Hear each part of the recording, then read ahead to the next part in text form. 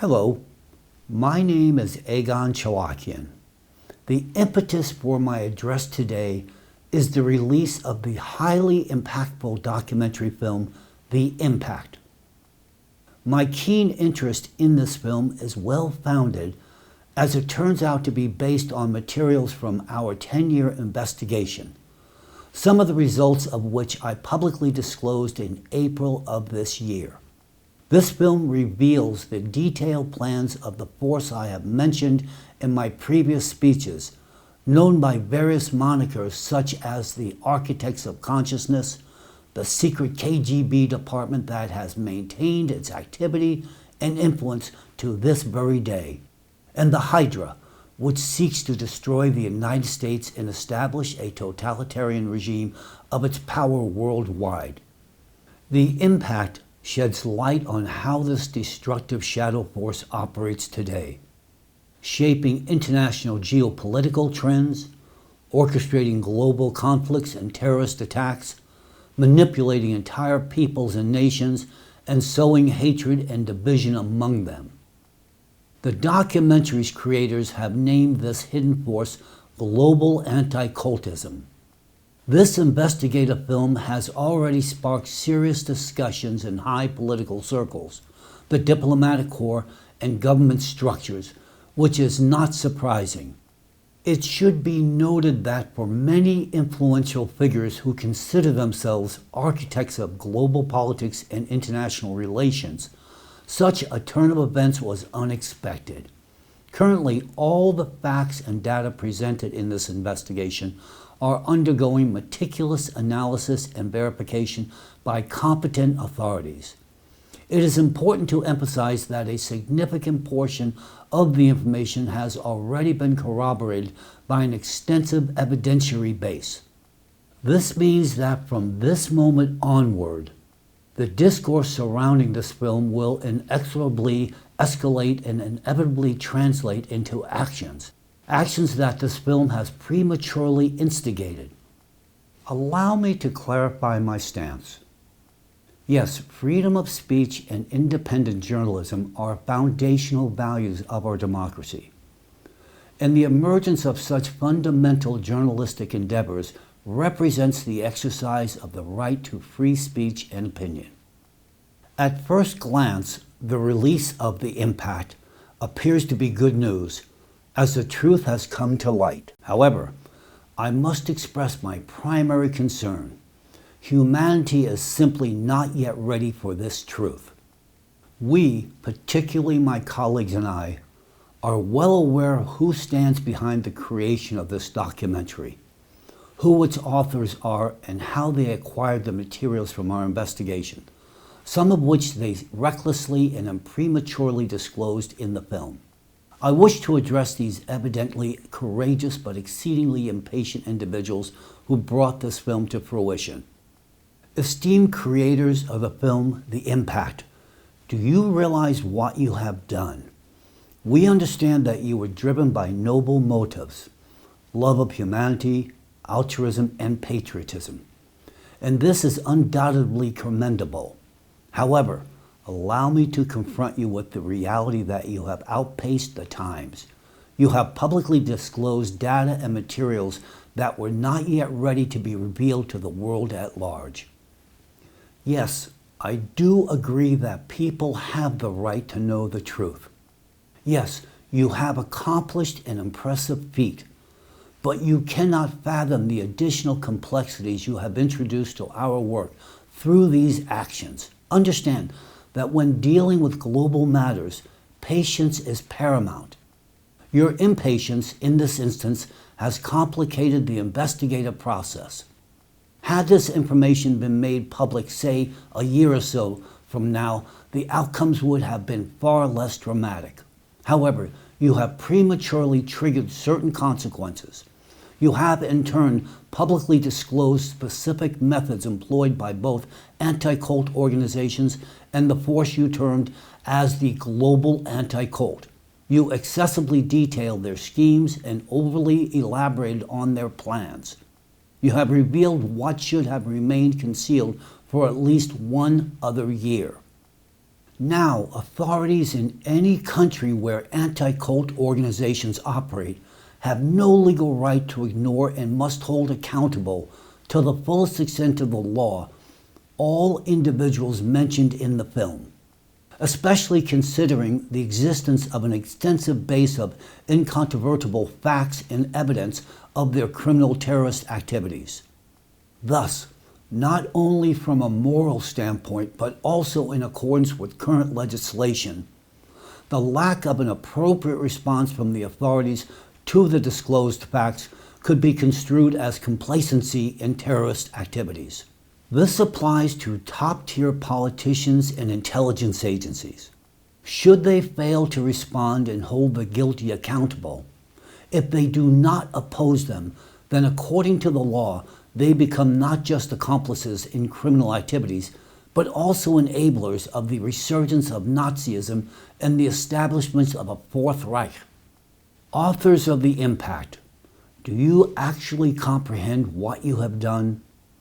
You have provoked actions prematurely. This now provides the deep-seated ideologues of the world disorder, the representatives of the global anti-cult, with an opportunity to further conceal themselves. Yes, you have widely exposed the criminal actions of their pawns, anti-cult organizations, media representatives, and their network of accomplices. All of them will unequivocally be held accountable for their monstrous deeds, for terrorism, Nazism, and genocide.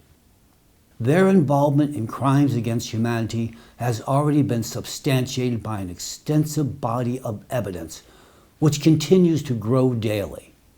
However, you must be aware that all the figures, individuals, and names you have highlighted in the film The Impact are merely executors. Just like the sprawling network of anti-cult organizations, they are nothing more than the lizard's tail, which it can easily shed when needed. These are pawns, sacrificed without hesitation in the grand scheme. By following their trail and apprehending them, the enforcement agencies will be left literally holding only the lizard's tail, while the lizard itself, that is to say, the principal ideologues of the global anti-cult, those who actually truly pull the strings, will vanish from sight and, like the dung beetle, will now attempt to burrow even deeper. We will undoubtedly continue our investigation and ultimately unearth these global manipulators, no matter how deeply they burrow. But your actions have significantly complicated this task for us. Now a vast number of people will have to undertake an immense amount of additional work to achieve the desired outcome.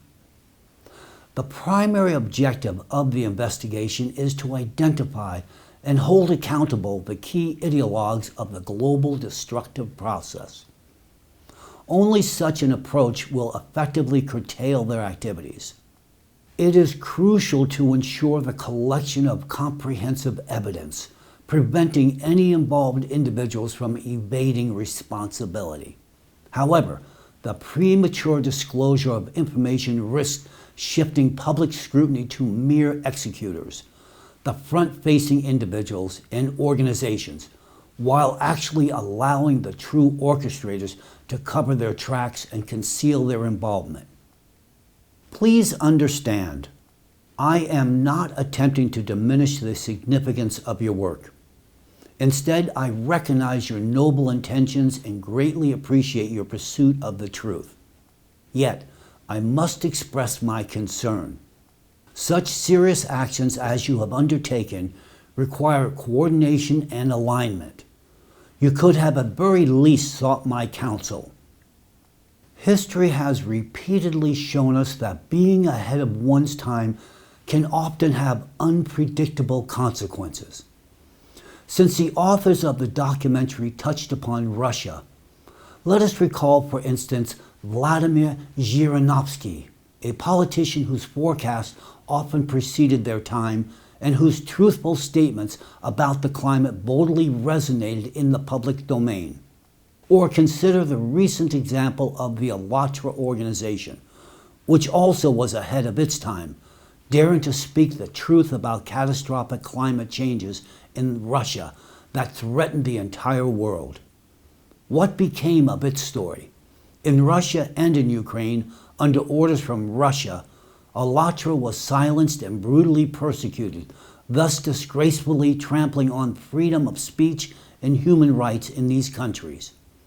By order of certain representatives of Russian authorities, a repressive apparatus was unleashed upon ALLATRA.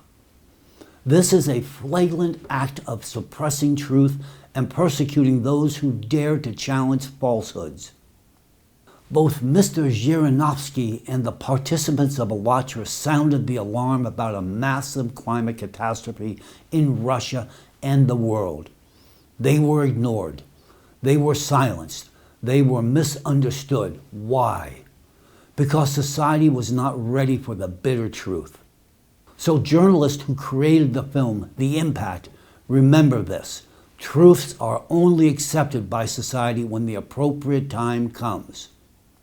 Yes, the release of your documentary, The Impact, has become a catalyst for serious public debate. It exposed the root causes of certain tragic events taking place in the United States and the world. Specifically, I refer to the acute topic you addressed, puzzle coding. Puzzle coding is a sophisticated method of covert psychological manipulation that underlies many of the tragedies of our time, including the epidemic of school shootings, mass shootings, and political violence. Two recent assassination attempts on Slovak Prime Minister Robert Fico and on former, possibly future U.S. President Donald Trump are striking examples of this threat. The shooters in both cases fell victim to preliminary puzzle coding, a method employed by the ideologues of the global anti-cult. These same ideologues are behind anti-cult organizations such as Rosiers in Russia. The puzzle coding method is so sophisticated that individuals cannot perceive its influence on themselves. After several waves of subliminal implants coordinated through the media, the targeted person becomes a controllable puppet directed by global players against their desired target. Both the attackers and their victims are mere pawns in this grand game. However, behind the scenes of these horrifying events lurk the true architects of global manipulation. It is they who select the political targets for elimination and the educational institutions where puzzle coding of students is conducted, provoking school shootings. It is they who develop manipulative strategies and coordinate the actions of their agents worldwide. The danger posed by the puzzle coding method to society and every individual is truly immense. You or any of your loved ones could become the next shooter or the victim of a shooter until the activities of the global anti-cult are halted. During our investigation, we encountered difficulties disseminating data about this method through official channels. However, public disclosure of this information has proven effective in reaching a broad audience. Today, the issue of puzzle coding must become a topic of active discussion, not only among the civilian population, but also in research circles and national security agencies. It is also essential to emphasize that the public revelation of this information imposes significant responsibility on state authorities. Now that threats like puzzle coding are known, governments are expected to take active measures to prevent them. If after these revelations, egregious cases of mass shootings or assassination attempts on politicians continue to occur in any country, it will be a clear indication that the authorities of that state have failed or have chosen not to effectively utilize the information to protect their citizens. Thus, Government inaction in light of these disclosures can be construed as an ability to ensure national security and the well-being of the population. Moreover, let me highlight another highly positive effect of bringing the problem of puzzle coding into the public eye. A potential shooter may halt their course of action by learning the truth about the real causes of their destructive intentions. Knowing the signs of the influence of the puzzle coding method, a person, upon recognizing bipolar disorder and other symptoms within themselves, can critically reassess their mental framework and motivations. This can lead to restoring critical perception of their thoughts and actions. In such cases, there is a high likelihood that a future shooter, having watched the film The Impact and learned the truth about the origins of their destructive thoughts, will actually abandon their criminal intentions. Thus, the threat of mass shootings worldwide could actually be minimized by 80%, provided that the information about the puzzle coding method gains widespread dissemination. I want to also thank the creators of the film, The Impact, for at least not revealing all the cards regarding the working of the puzzle coding method. You provided just enough information to understand its danger and its mechanism. Additionally, I would like to note another inevitable consequence of the release of the film The Impact. Specifically, now that the masks have been removed from the pawns of the global anti-cult, its visible executors, anti-cult organizations, and their media accomplices, it is only natural that they react aggressively in the informational space. They will undoubtedly strive to defend their positions vigorously, using their agents of influence. This includes attempting to recruit new journalists to spread disinformation and slander against me. Indeed, the recruitment of new journalists is one of their defense strategies in case of failure, to create the appearance of mass support for their innocence and rightness and discredit those who uncovered the truth. Remember, they wage their war against democracy exclusively in the informational field, manipulating authorities, law enforcement, and public opinion. However, such actions are nothing more than a desperate attempt on their part to defend themselves, realizing the inevitability of their defeat. Everyone who still supports them and is involved in their dehumanizing rhetoric must understand the futility of this path. The film The Impact can help them grasp the consequences and the seriousness of the laws under which such criminal activities are now judged. I would like to specifically address journalists approached by anti-cult agents with such defamatory assignments. Money is, of course, tempting, but before accepting it, consider whether you might be repeating the fate of Judas. And now, let me transition to the main point of my address. Today we must acknowledge the current state of affairs. The film The Impact, which poses upon certain challenges to our activities, is already available to the general public. In light of the intense public discussion surrounding it, allow me to share my perspective on a number of issues it raises. In this film, the authors focus on the tip of the iceberg, the activities of the anti-cult movement. However, anti-cult organizations are merely one of the Hydra's tentacles of the global anti-cult phenomena, just one of its tools. The real danger lies in the expansive network of influence that has permeated all sections of society. The methods of discreditation and dehumanization initially developed by anti-cult organizations to counter religious groups are now widely employed by the global anti-cult against political figures, social groups, and entire nations. These techniques are used on a much larger scale, affecting various spheres and leading to colossal destructive consequences. By employing their covert manipulation tactics, the forces of the global anti-cult are currently inciting civil war in America. As accurately noted in the film, The Impact, the initiation of a brutal civil war in America is the first step in the final phase of the global anti-cultist plan to seize total power worldwide.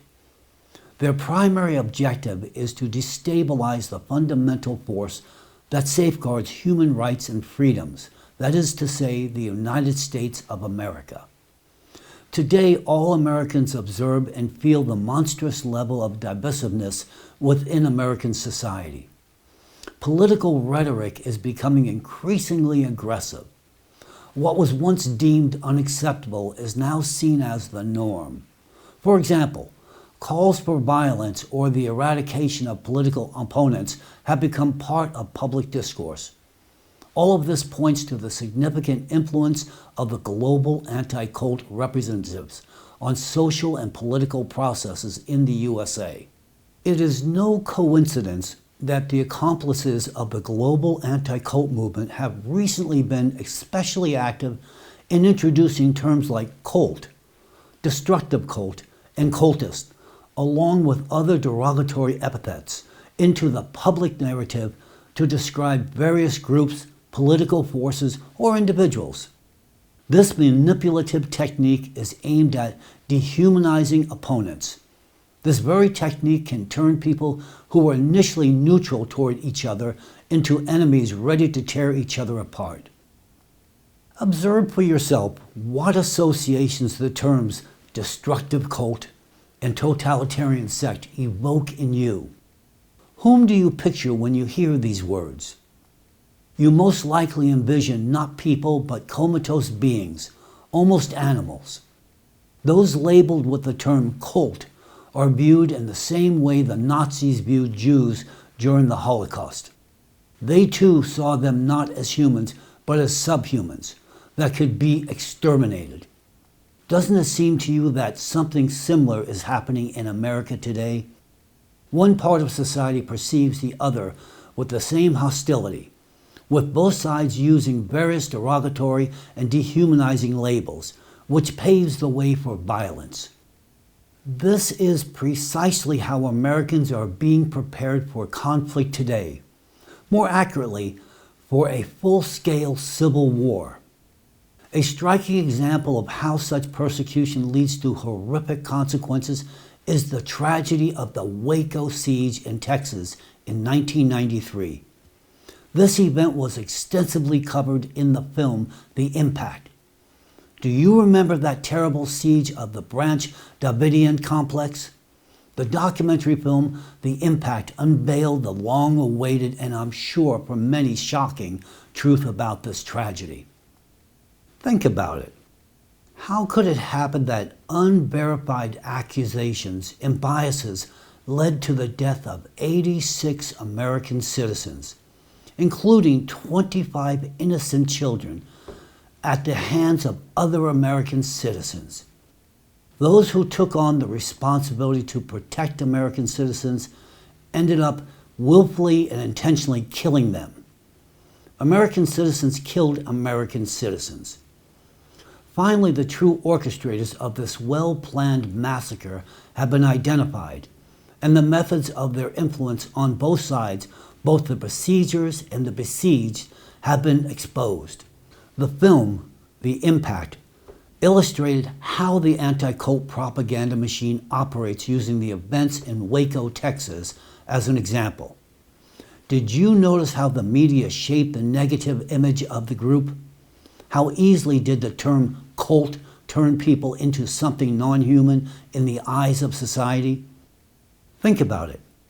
Isn't the same thing happening today with Americans demonizing each other? I want to draw your attention to the fact that the anti-cultists altogether avoid interacting and negotiating with those they dehumanize, and they forbid their accomplices in the media from doing so. This is done to ensure that the perpetrators of the information terror attacks cannot see the eyes of their victims and realize that they are dealing with fellow human beings. This tactic has deep psychological roots. The lack of personal contact allows for maintaining distance and avoiding emotional involvement. Even on the battlefield, not every soldier can shoot at the enemy while seeing their eyes. However, artillerymen firing from a great distance do not experience such moral pressure. A soldier fighting in the trenches and seeing the eyes of his opponents will remember those faces for a long time.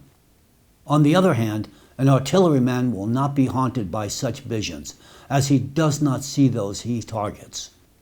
This same behavioral tactic was applied during the siege of Waco.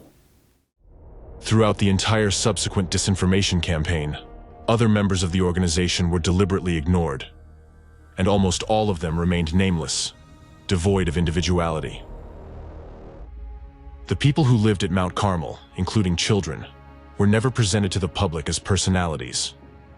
The Federal Bureau of Investigation didn't share with the media the videos of the Davidians recorded during the siege, so that Americans wouldn't regard them as human beings, feel sympathy for them, and stand up for them.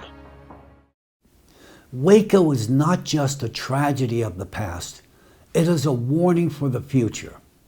And today, Texas remains a sort of testing ground for anti-cult strategies.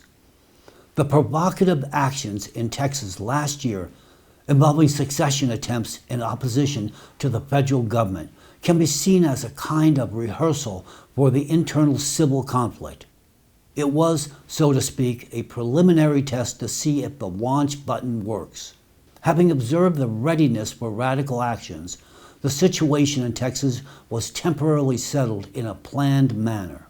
However, it demonstrated the critical point, the potential for serious confrontation. This incident revealed that all the necessary ingredients for civil conflict are in place for global players. The Texas secession movement is gaining unprecedented strength, with over 30% of the state's residents ready to support independence, and Texas proponents have been elected to leadership positions. I am certain you understand well that the signs of readiness for civil conflict are not limited to the events in Texas.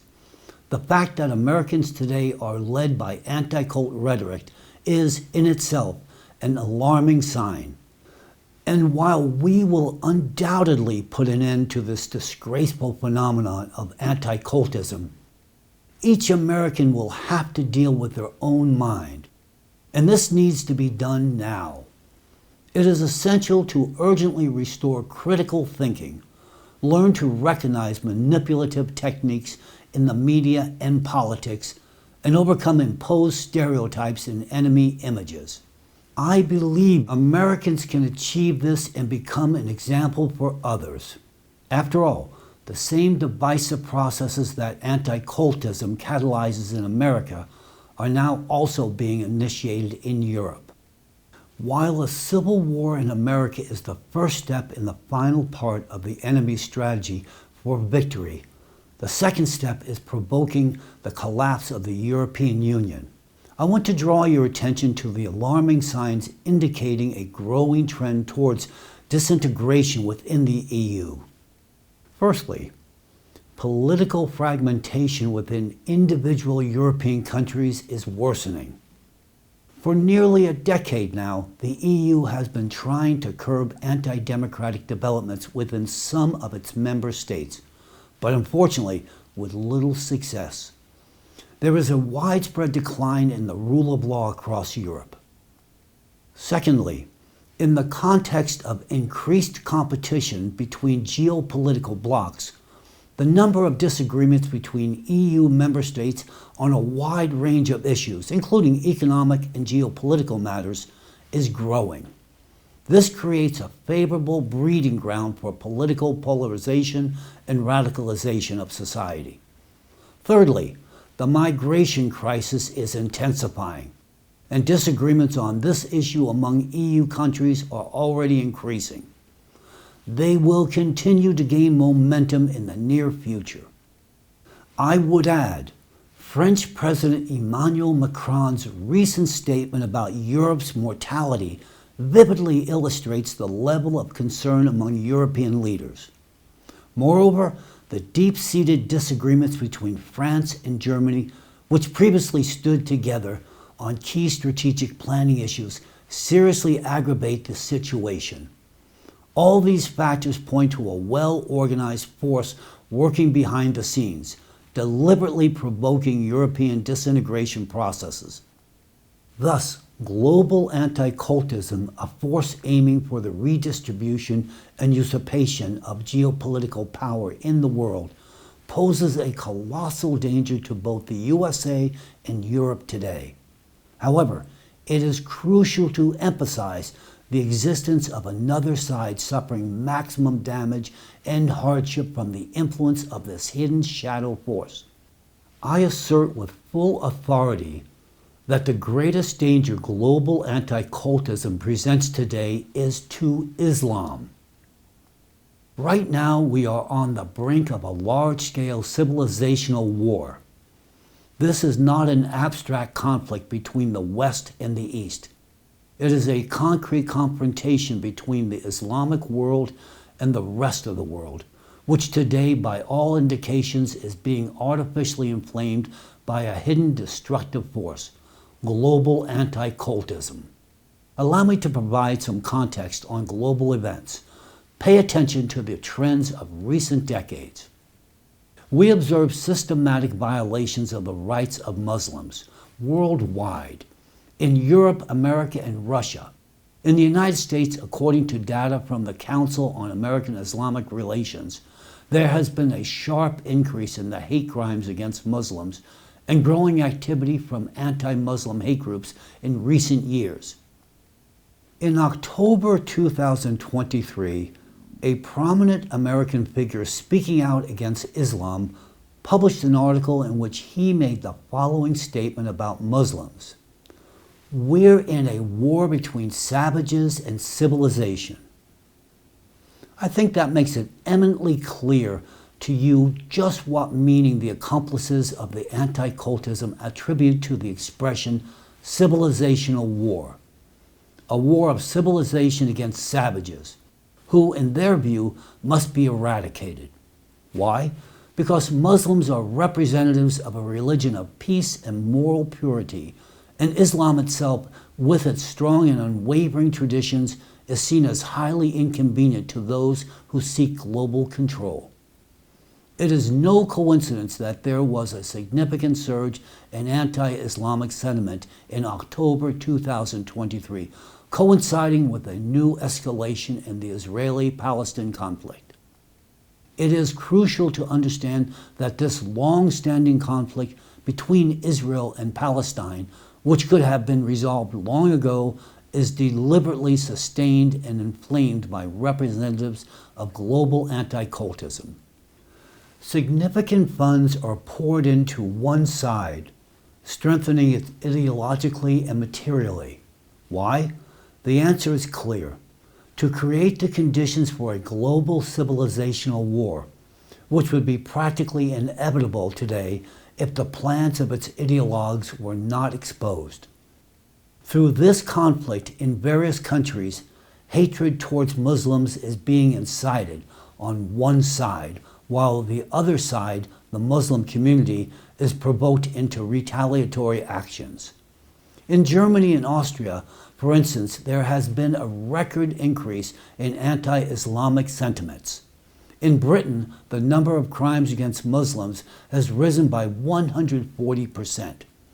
European law enforcement agencies receive numerous reports of regular insults and attacks on Muslims, which in recent years have been fueled by inhumane public rhetoric. At the same time, human rights advocates note that European authorities are slow to respond to these blatant manifestations of hatred towards Muslims. It is reported that in Germany, where the number of anti-Muslim incidents has at least doubled in a year, the authorities pay little attention to this. At the same time, mainstream political parties adopt the policies of the far right, some of whose members are often inclined towards anti-Muslim sentiments. Adding to this horrifying picture are provocative actions such as the public burning of the Muslim holy book, the Quran, in Sweden and in Denmark in 2023.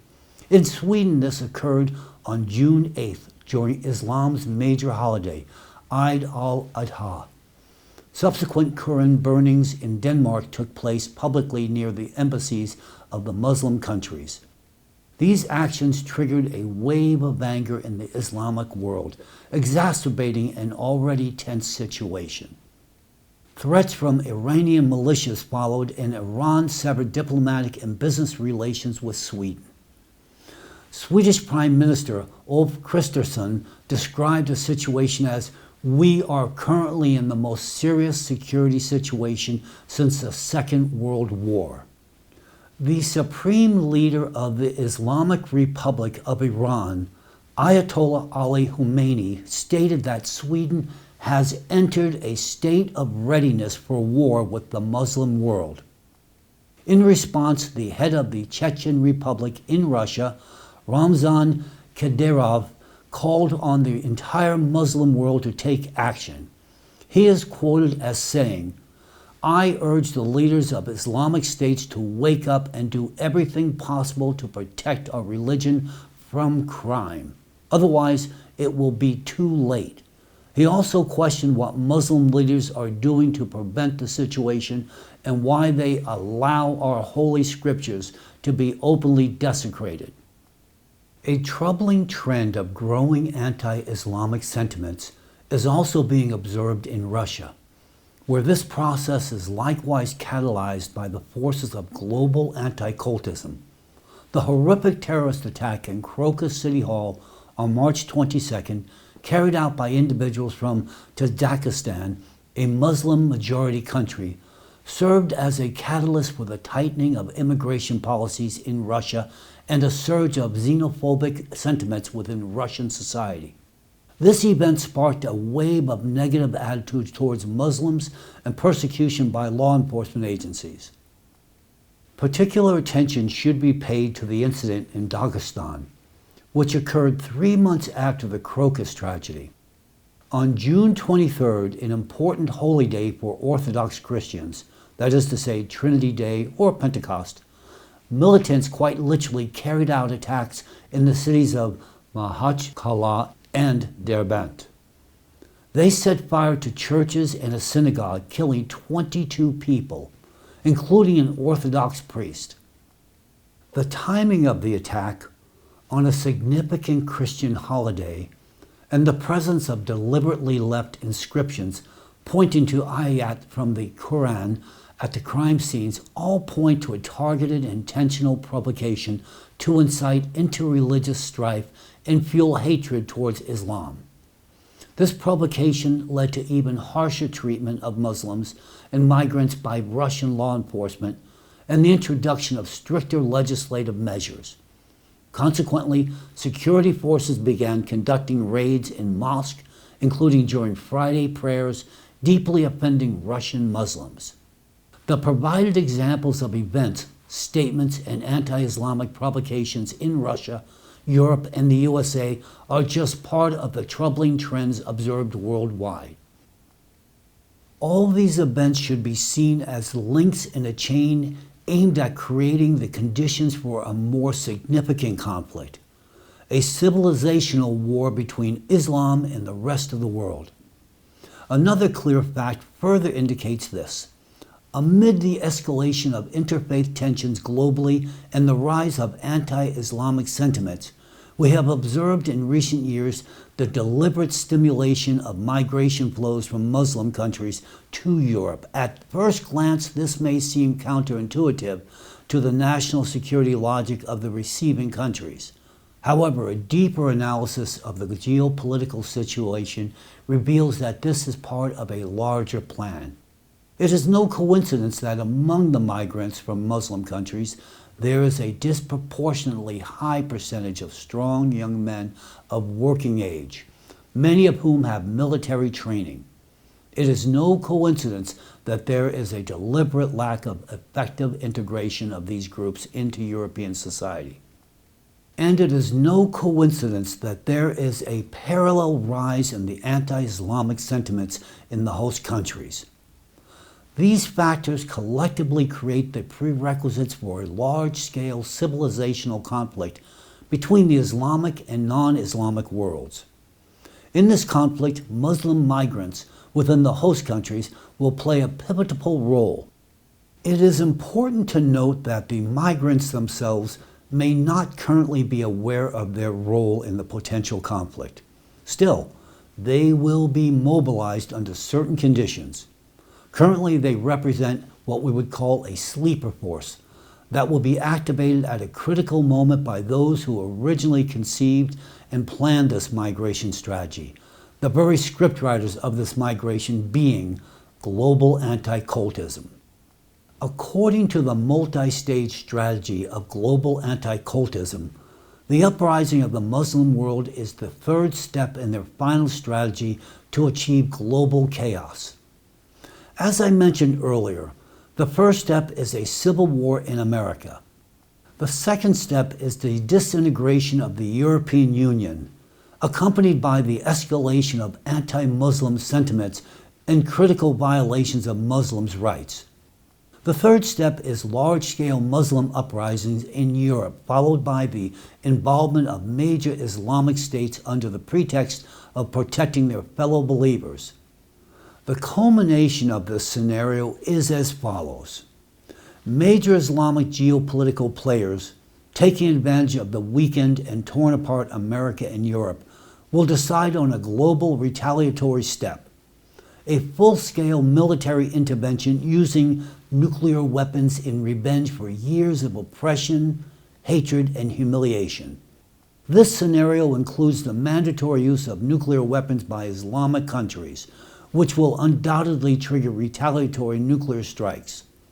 Given the significant imbalance of nuclear arsenals between Islamic and non-Islamic countries, such a confrontation will inevitably result in catastrophic consequences for the Islamic world. It will be a terrible tragedy for all humanity. According to the plans of global anti-cultism, this war will lead to unprecedented human losses.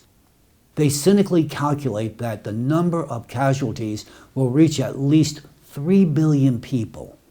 This horrifying number includes almost the entire Muslim world. Thus, the rise of narratives about nuclear war, which you increasingly hear from politicians, journalists, and public figures, is not accidental. This is all part of a plan to prepare society for the impending, unimaginable sacrifices. The idea of the inevitable use of nuclear weapons in a very near future is being actively implanted into public consciousness. Typically, these calls are made in the context of Russian-American relations. In reality, the use of nuclear weapons is planned in the brewing civilizational war between Islam and the rest of the world. Ask yourself, what is the true goal of this scenario devised by global anti-cultism? One of the goals is quite apparent: control over resources. The territories of the Middle East, home to Islamic states, will, after being devastated by nuclear strikes, become a kind of conserved reserves for the future. As the experience of Ukraine's Chernobyl shows, these lands can be redeveloped in 20 to 30 years, and gas and oil can be safely extracted from them. And the ultimate and key goal of the shadow global manipulators, as banal as it may sound, is one: world domination. The plan of global anti-cultism is simple and cynical. Provoke the Islamic world into aggression against a weakened Europe and America by exploiting accumulated grievances and the substantial army of Muslims within these countries. Then, under the pretext of assistance, intervene in the conflict from the side of non-Islamic countries of the Eastern world, where their power is already established. This will further destabilize the situation and allow them to take totalitarian control of a world shattered by wars and conflicts. It is important to note that as a result of the civilizational war, not only will representatives of Islam be wiped off the face of the earth, But the countries that are today considered the bastions of Western civilization will also suffer enormous losses. The populations of these countries will make up a significant portion of the billions sacrificed in these monstrous plans. Their victims will be us. For these cruel shadow players, the true civilization is only themselves. To date, when considering issues related to Islam and the potential threat of a civilizational conflict, even a mid-level analyst, after watching the film The Impact and studying and comparing the publicly available facts and data, would come to the same conclusion I have arrived at. A civilizational war is practically inevitable. Only a few steps remain before its onset. The forces of global anti-cultism are so focused on honing their dark plans for world domination and conserving fossil resources for themselves that they either do not see or prefer to ignore the elephant in the room, the primary threat that can put a definitive end to any of their meticulously crafted strategies. This threat is the rapid and catastrophic climate change. What kind of conservation of natural resources can we talk about if, in 2 or 3 decades, our planet will only be habitable for extremophiles and tardigrades, capable of surviving even in Martian conditions? Indeed, we risk repeating the fate of Mars within the next 10 years. I have mentioned this before, and I will say it again.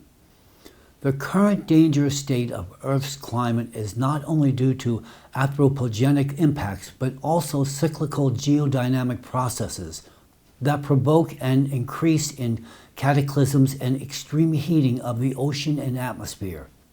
Without timely measures, this cyclical phase could be humanity's last. The situation has dramatically worsened in Russia, with an alarming increase in natural disasters since the second half of 2023. What is the cause of the surge? As I have already explained in detail, the reason lies in the shutdown of specialized experimental equipment that operated in Russia from 2013 to August of 2023. This equipment was developed with the participation of scientists associated with the international movement ALLATRA. This equipment allowed the minimization of extreme climate phenomena. After the ALLATRA movement was declared undesirable in Russia, the operation of the experimental equipment was duly halted. The consequences were not long in coming. Destructive storms, abnormal snowfalls, and hurricanes in increased intensity began to attack Russian territories. You can clearly see on a graph how effectively these phenomena were contained and how sharply the situation deteriorated after the equipment was turned off. This immediately reflected a rapid increase in the number of severity and extreme climate events. Note that the graph shows a stable plateau from 2013 to 2022, indicating the absence of an increase in meteorological hazards. However, since August 2023, when the experimental equipment was shut down, the number of catastrophes in Russia has begun to rise rapidly, leading to an increase in the intensity and destructiveness of extreme climate events. It is expected that starting in 2025, the growth in the number of catastrophes in Russia will take on an exponential nature, following the trend observed worldwide. I warned about these dangerous consequences in advance, and on September 3, 2023, a representative of ALLATRA, the esteemed Igor Mikhailovich Danilov, publicly voiced these forecasts and concerns, but we were not heard. The result is evident. In 2024, Russia was overwhelmed by unprecedented floods, squalls, and tornadoes. Neighboring countries, China, Kazakhstan, Belarus, and Eastern Europe also felt the negative consequences of the equipment shutdown. This year, they are especially suffering from relentless natural disasters. The equipment was installed in Russia because Siberia is a crucial hotspot for the planet's abnormal heating. Now that the equipment is deactivated, nothing is mitigating the situation, and it will only worsen in Russia and globally. Moreover, note how rapidly seismic activity is increasing on the planet. Look at the dynamics of the growth of earthquakes with magnitudes of 5, 6, and 7. According to dry mathematical calculations, without considering aggravating factors, by 2029, the frequency of magnitude 7 earthquakes will increase tenfold, marking the beginning of an era of global destruction and chaos. Cities will be destroyed, infrastructure will be annihilated, and billions of people will become refugees. The economic and social consequences will be so vast that they could lead to the complete collapse of modern civilization. And this is not a hypothetical scenario of a distant future. This is instead our reality in a few short years, if we do not take radical measures immediately. The most lamentable fact is that while exacerbating the climate situation demands immediate consolidation of the international community and close cooperation among all countries, the world remains instead focused on resolving geopolitical interest, struggles for dominance, and the redivision of spheres of influence. Let me assure you, it will not be long before no one will be able to ignore the planetary danger currently looming over all humanity. Now I would like to focus on the main aspect of my address. Given that the film, The Impact, is already publicly available and there is no turning back, it is time for an honest conversation. This conversation will only partially address the topics raised in the film. The primary goal of my address today is an attempt to save the world from the inevitable destruction it is heading toward. The cause of this destruction today can be traced to one specific individual who has the power to resolve a global problem or merely consciously allow it to reach its logical, tragic end. I am speaking now about Mr. Vladimir Putin. I sincerely hope that the information I will present in this video does not escape his attention, that he is able to draw conclusions from it, and that he takes actions that could influence the fate of the world. But let's take things one step at a time. In light of the information presented in the film, The Impact, I find it necessary to highlight a critical factor that undermines the foundations of democracy and diplomatic interaction, threatening the very existence of our civilization. At this crucial moment in our shared history, with the looming climate threat, eliminating all obstacles to peaceful cooperation between countries is of paramount importance. However, we are confronted with a profoundly troubling reality: the resurgence of Nazi ideology, its methods and practices in the modern world. The application of advanced mind manipulation technologies, which were used during the Nazi era, has created the geopolitical chessboard we all observe today. As accurately analyzed by the creators of the film, The Impact, the current pace of events suggests that soon we could witness the rapid and irreversible collapse of freedom and democracy. Today we have direct evidence that Nazism unfortunately did not vanish with the fall of the Third Reich. We won the battle back then, but the war is still to be won.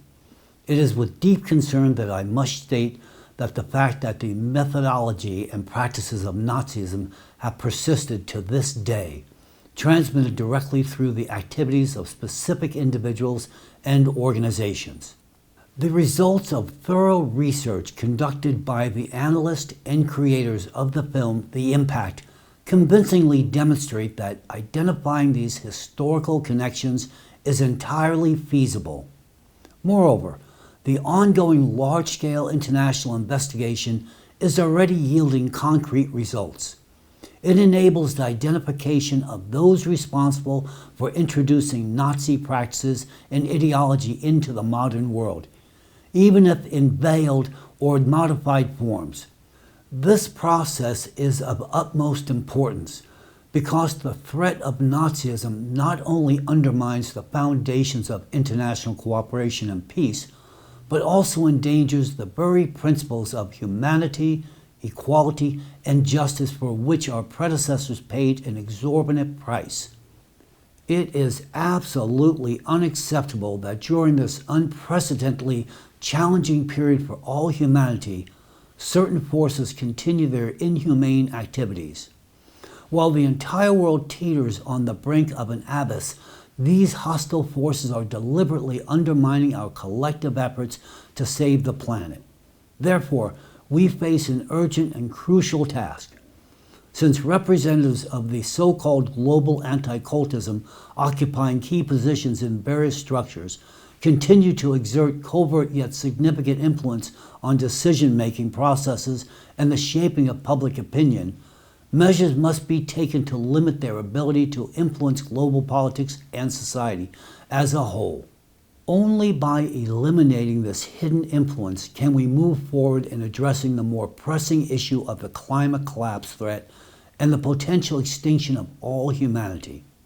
In the current situation, as I am directly involved in investigating the activities of the global anti-cultism network, and simultaneously deeply knowledgeable about the rapidly escalating climate threat and its true causes, I consider it my duty and an honor to explain and convey some of my thoughts to the public, specific influential figures, and representatives of global anti-cultism, who, as I know, with certainty are closely monitoring my public addresses. Today's speech will be significantly different from previous ones. In light of the disclosed information, I now have the opportunity to speak openly and directly, calling things by their names. This new level of transparency will allow for clearer communication about the challenges facing the global community. I sincerely hope that the message I am delivering today will be a message of peace, a catalyst for significant changes, and a step towards establishing a constructive intergovernmental dialogue to address the looming climate threat. As detailed in the film, The Impact, today the bearers of Nazi ideology and methods have made their haven in Russia, gradually transforming this country into a semblance of Nazi Germany. These processes occur covertly, but we have all observed their consequences over the past 3 decades. First and foremost, they manifest as transformations in various spheres of society within Russia itself. Starting from 1993, we observed trends indicating the formation of nascent totalitarianism and nationalism within Russia. These trends intensified from the mid-1990s and continued to grow.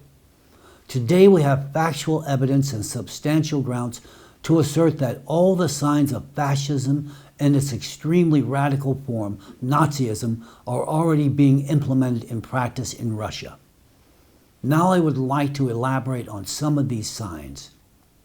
The first is anti-democratism and systematic human rights violations, such as the right of freedom of speech, freedom of religion, and freedom of assembly. The film Impact presented numerous examples of such violations in Russia.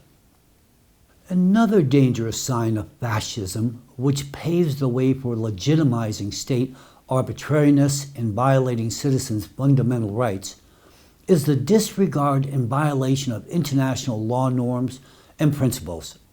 According to the amendments to the Russian Constitution, adopted on March 14, 2020, the supremacy of the Russian Constitution over international law and treaties was established.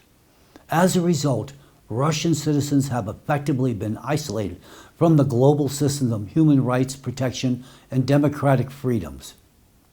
It is also worth noting the unprecedented increase in the influence of Russia's coercive apparatus, that is to say, the police and security services. Initially intended to protect citizens and maintain public order, these structures have since transformed into instruments of political repression. They conduct searches and detentions without sufficient legal grounds. They violate citizens' rights to privacy, abuse their authority, resort to excessive force, and even engage in torture and the elimination of dissenting individuals. The scale of such repressions have achieved unprecedented levels. Citizens are detained not only for participating in peaceful protest, which in itself is a gross violation of basic human rights, but also for activities undertaken on the internet. People are persecuted for subscribing to opposition groups on social media, and even for comments on posts critical of the government.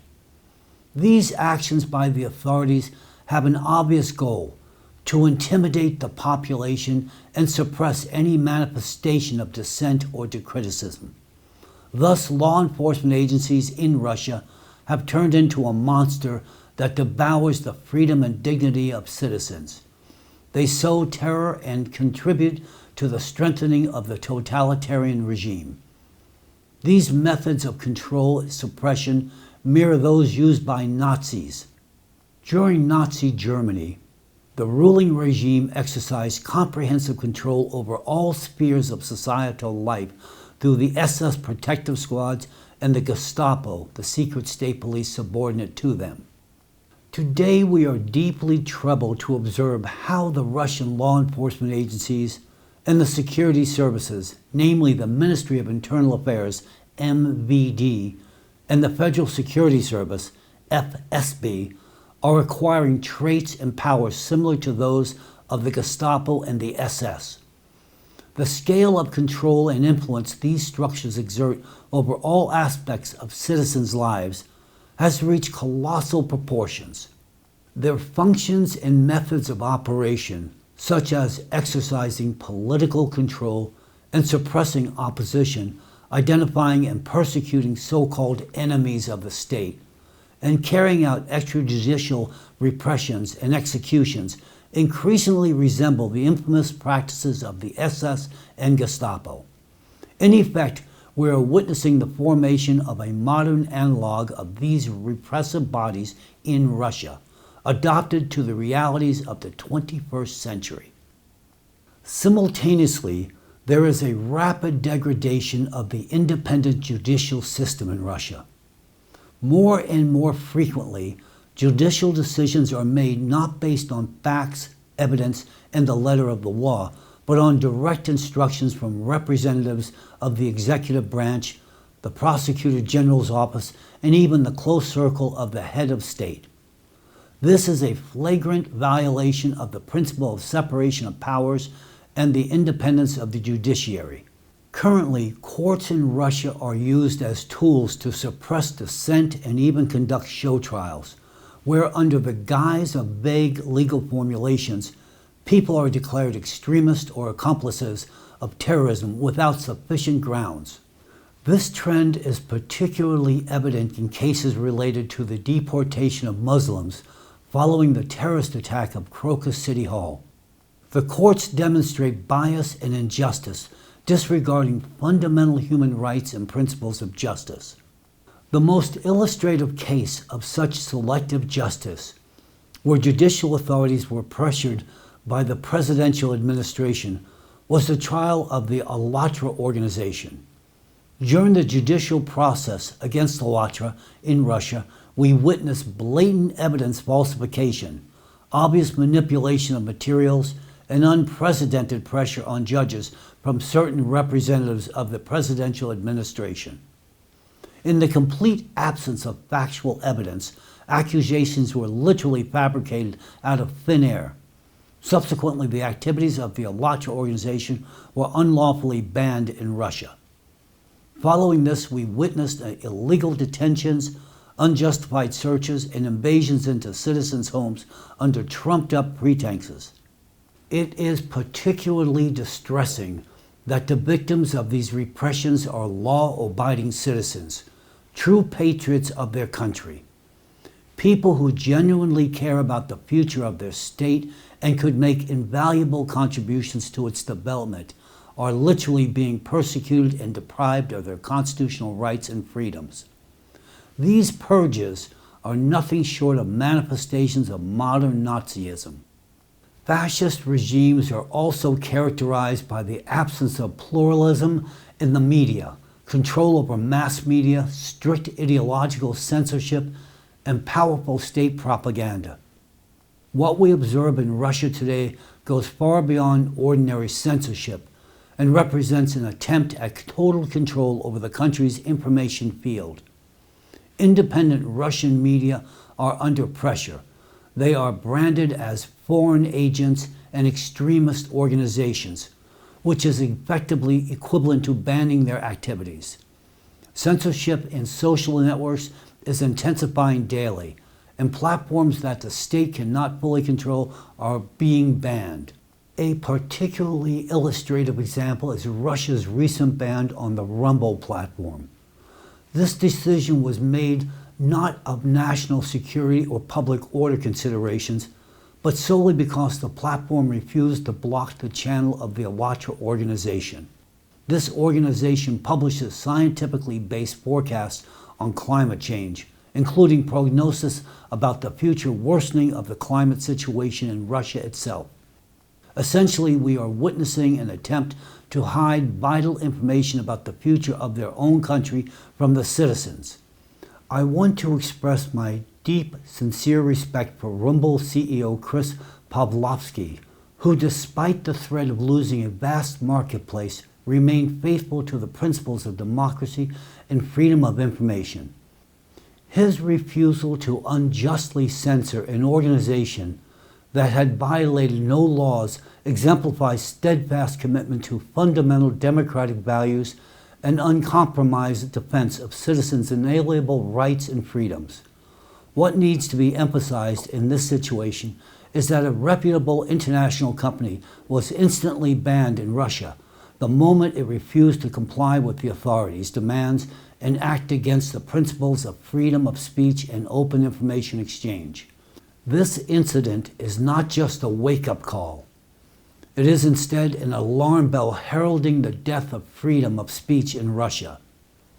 We are witnessing the transformation of a once open society into a closed system where the state solely determines what information is accessible to citizens. Increasingly, we see unprecedented state interference in education, culture, science, sports, the economy, historical consciousness, and even in the private lives of citizens in Russia. Under the guise of noble slogans about preserving traditions and family values, everyday life is becoming increasingly regulated. A cult of personality around the state leader is forming, which is a direct sign of fascism. Of course, Putin's cult in Russia is not as strong as Hitler's or Stalin's once was. Still, the image of President Putin is systematically elevated to a national symbol. The public discourse shapes the notion of the leader's inviolability and fallibility. His words are taken as absolute truth, and his role is presented as indispensable for the state's very existence. The slogan, "Russia exists because of Putin, no Russia," vividly illustrates this dangerous trend of equating the leader's personality with the fate of the entire country. The combination of these factors, monopolization of power, suppression of dissent, and the cult of personality, are classic signs of the totalitarian fascist regimes of the past century. In Russia, there is also prevalent nationalism and racism. The propaganda promotes the exceptionalism of the Russian people, suggesting their superiority over other ethnic groups living in the country. Against this backdrop, xenophobia towards migrants is growing, leaving a trail of violence, discrimination, and blatant legal violations. People practicing Islam live in constant fear, becoming targets of unchecked aggression. Their rights are trampled, their dignity is humiliated, and their lives are under constant threat. An extremely alarming signal is that the state not only fails to curb, but also tacitly encourages nationalistic outbursts, giving them extensive coverage in the mass media. Such a policy can have catastrophic consequences. Today, especially after the terrorist attacks at Crocus City Hall and in Dagestan, tensions in Russian society have reached a critical point, and the slightest spark could lead to an explosion of unprecedented proportions. The situation is heating up daily, and we observed with deep concern that all the prerequisites for igniting an interreligious conflict between Christians and Muslims are in place. Another essential sign of fascism is the creation of an enemy image and the militarization of the country. The state's tight control over the media opens unlimited possibilities for extensive propaganda. It is not unfounded to say that the propaganda machine in Russia has reached a level of efficiency that can rival the infamous German propaganda of the Third Reich. In Russia, we are witnessing a classic scenario of the development of fascist ideology, a key element of which is the creation of an external enemy image. The atmosphere of a besieged fortress is systematically and purposefully cultivated. The population is persistently instilled with the idea that a hostile West has surrounded Russia and is ready to attack at any moment. This rhetoric teeters on the edge of conspiracy theory, but has very concrete and dangerous goals. This propaganda is no accident. It serves two primary purposes. First of all, it lays the groundwork for the formation of radical patriotism among the population, based on the dichotomy of us versus them. This is a classic technique of fascist ideology aimed at uniting the nation around an authoritarian leader in the face of a perceived external threat. Second of all, and perhaps even more dangerous, this rhetoric is used to justify extensive militarization of the country and to prepare public opinion for military expansion into neighboring independent states. In Russia, the cult of war is actively cultivated.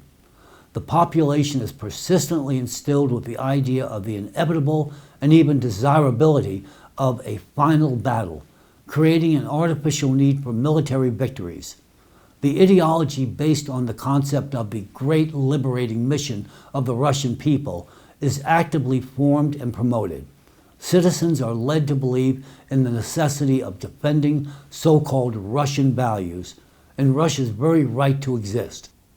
The most dangerous aspect of this policy is the transformation of patriotism into its aggressive militaristic form. This is not just state propaganda. It is in fact the deliberate creation of a psychological need among citizens for aggressive self-assertion on the international stage.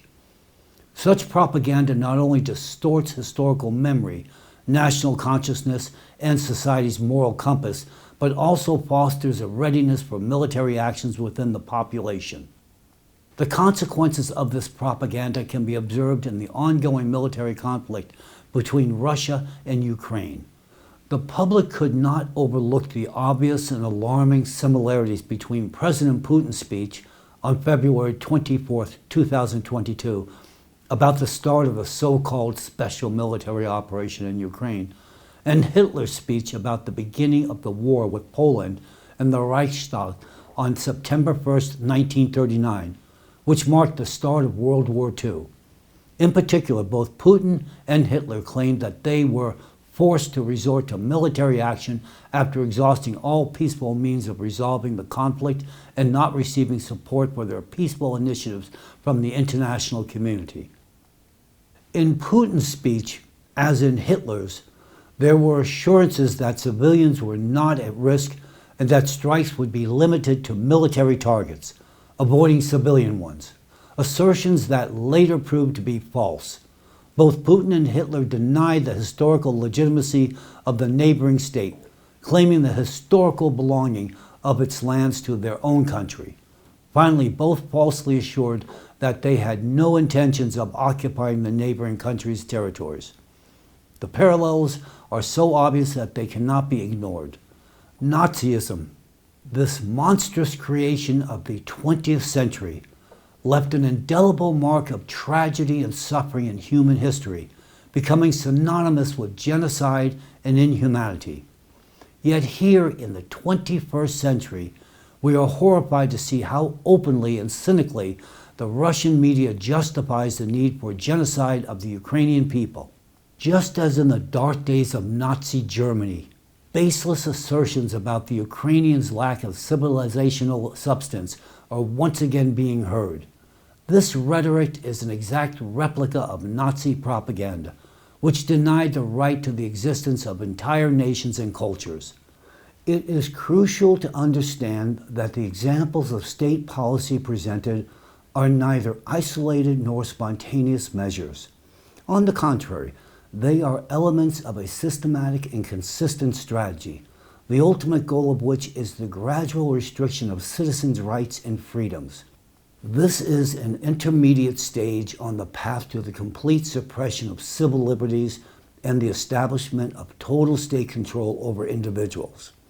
We cannot ignore the historical parallels, noting that such tactics were once used by Adolf Hitler to establish a totalitarian regime in Germany.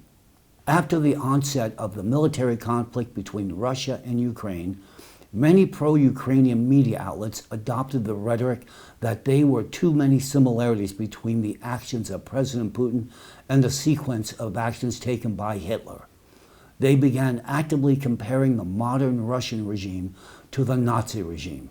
Unfortunately, however, no one approached this topic with due seriousness, turning it into another propaganda and information warfare. Moreover, a grave mistake was made by focusing all accusations solely on President Putin. This approach is not only ineffective, but also potentially dangerous.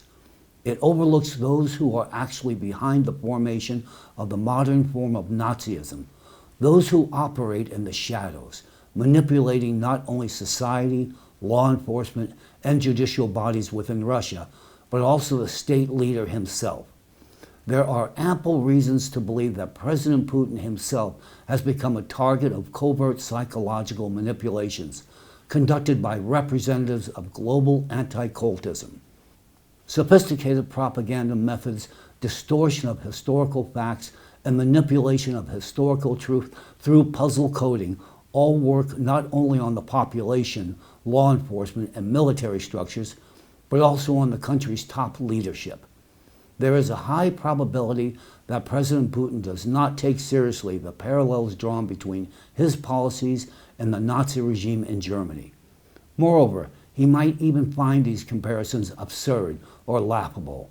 However, such a reaction only confirms that the head of Russia has become the object of sophisticated manipulation.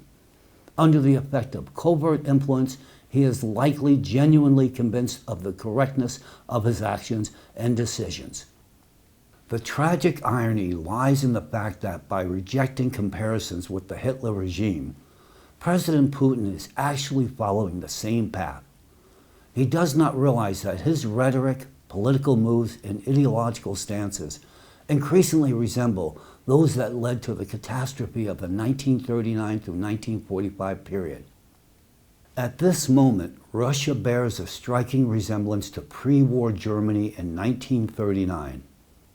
Who then are the actual carriers and proponents of the ideology, methods, and practices of Nazism in modern Russia?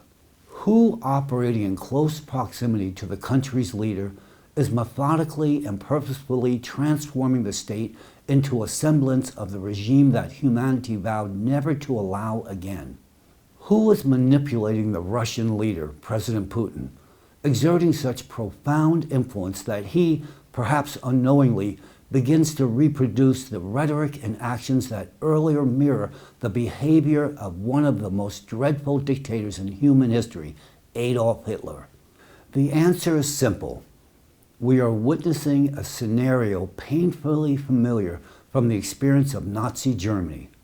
The close intertwining of state and church, reinforced by the influence of anti-cult organizations, which in itself is also a hallmark of fascist regimes. This symbiosis, as we remember, played a fatal role in transforming an ordinary political party of National Socialists into a Nazi regime under Hitler's leadership. The creators of the film, The Impact, accurately depicted how this occurred and then and how it is happening now. Once wise people warned that Nazism could return under the guise of fighting Nazism. To our deep regret, we are witnessing the realization of this very scenario in real time. The tragedy of the situation is that Russia, a country that suffered immeasurable losses from Nazi aggression, is now openly and purposefully transitioning to ideologies and practices that can only be described as the resurgence of fascism in its most radical and inhumane form, that is to say, Nazism. A nation proud of its contribution to the victory over Nazism and having borne colossal human sacrifices is today, to our profound sorrow, facing the revival of Nazi ideology within its borders. However, the situation is far more dangerous now than it was in the last century. Unlike the Third Reich, the ideologists of the modern form of Nazism possess the world's largest nuclear arsenal. This is not just a political threat, but an existential risk to all humanity.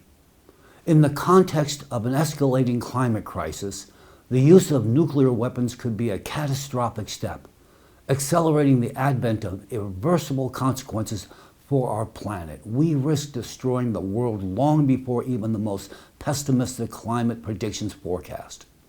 Therefore, it is imperative to find ways to neutralize the threat of this new form of Nazism, to eradicate the ideology and hatred and superiority before it is too late.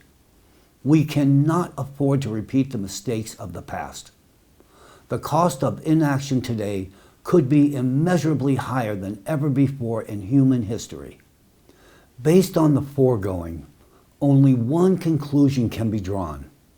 I must with full responsibility state that the key to resolving this situation quite literally lies in the hands of one person, that is to say, President Putin, the leader of the country where the ideologists of modern Nazism have made their haven and from which the most significant climate threat emanates today. Due to his unique position and influence, he has the exceptional ability to take decisive measures to remove obstacles hindering the vital consolidation between world states. Only this will allow the necessary steps to be taken to pave the way for global cooperation in combating the climate threat. Recognizing the seriousness of the moment, I find it necessary to openly and publicly address President Putin directly. Mr. Putin, I am addressing you today as the head of a state, an experienced politician, an officer, and above all, a human being.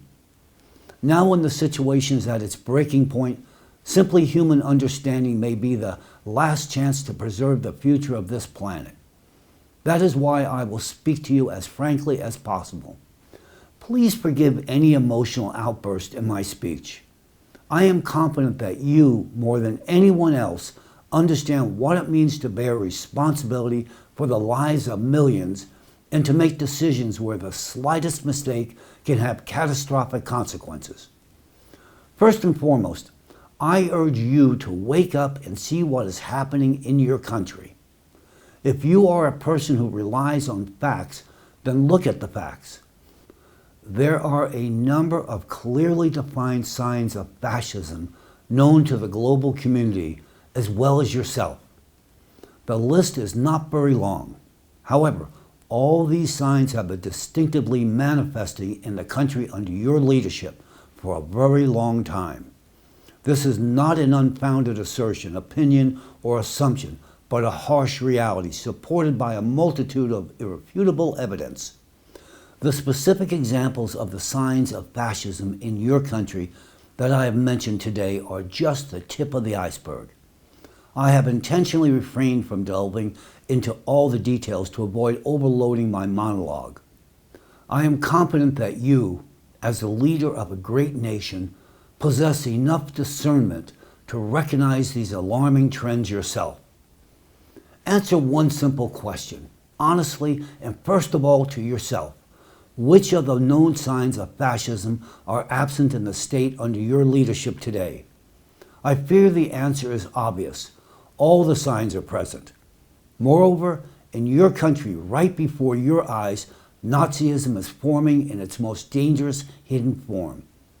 In modern Russia, we observe a picture eerily reminiscent of Nazi Germany.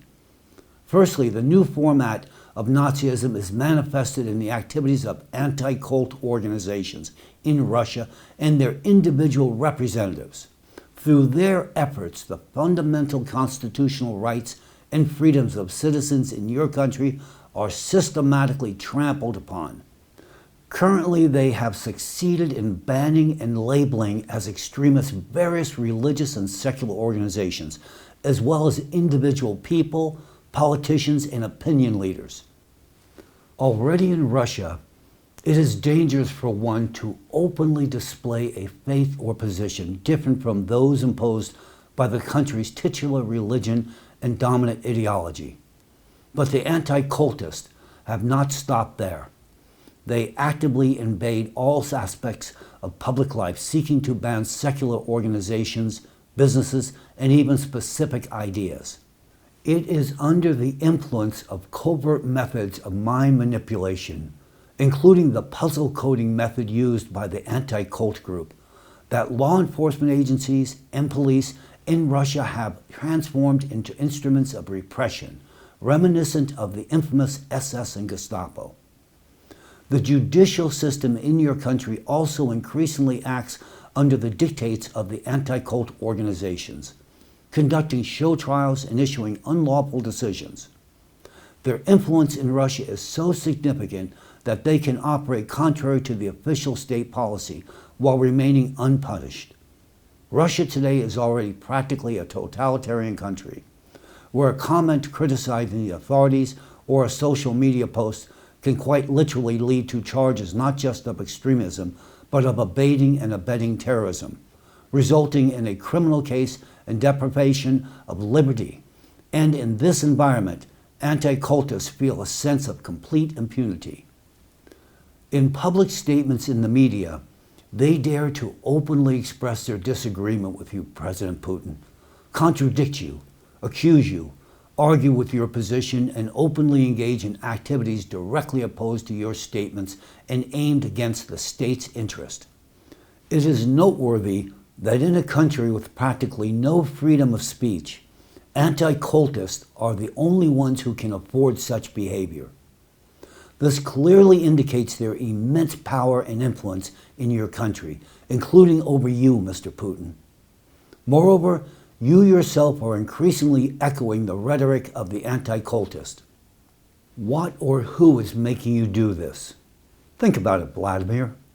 As early as 2012, in one of your public speeches, you used the narratives of anti-cult organizations about so-called totalitarian sects, a label that anti-cult representatives have long used to stigmatize and dehumanize certain segments of society.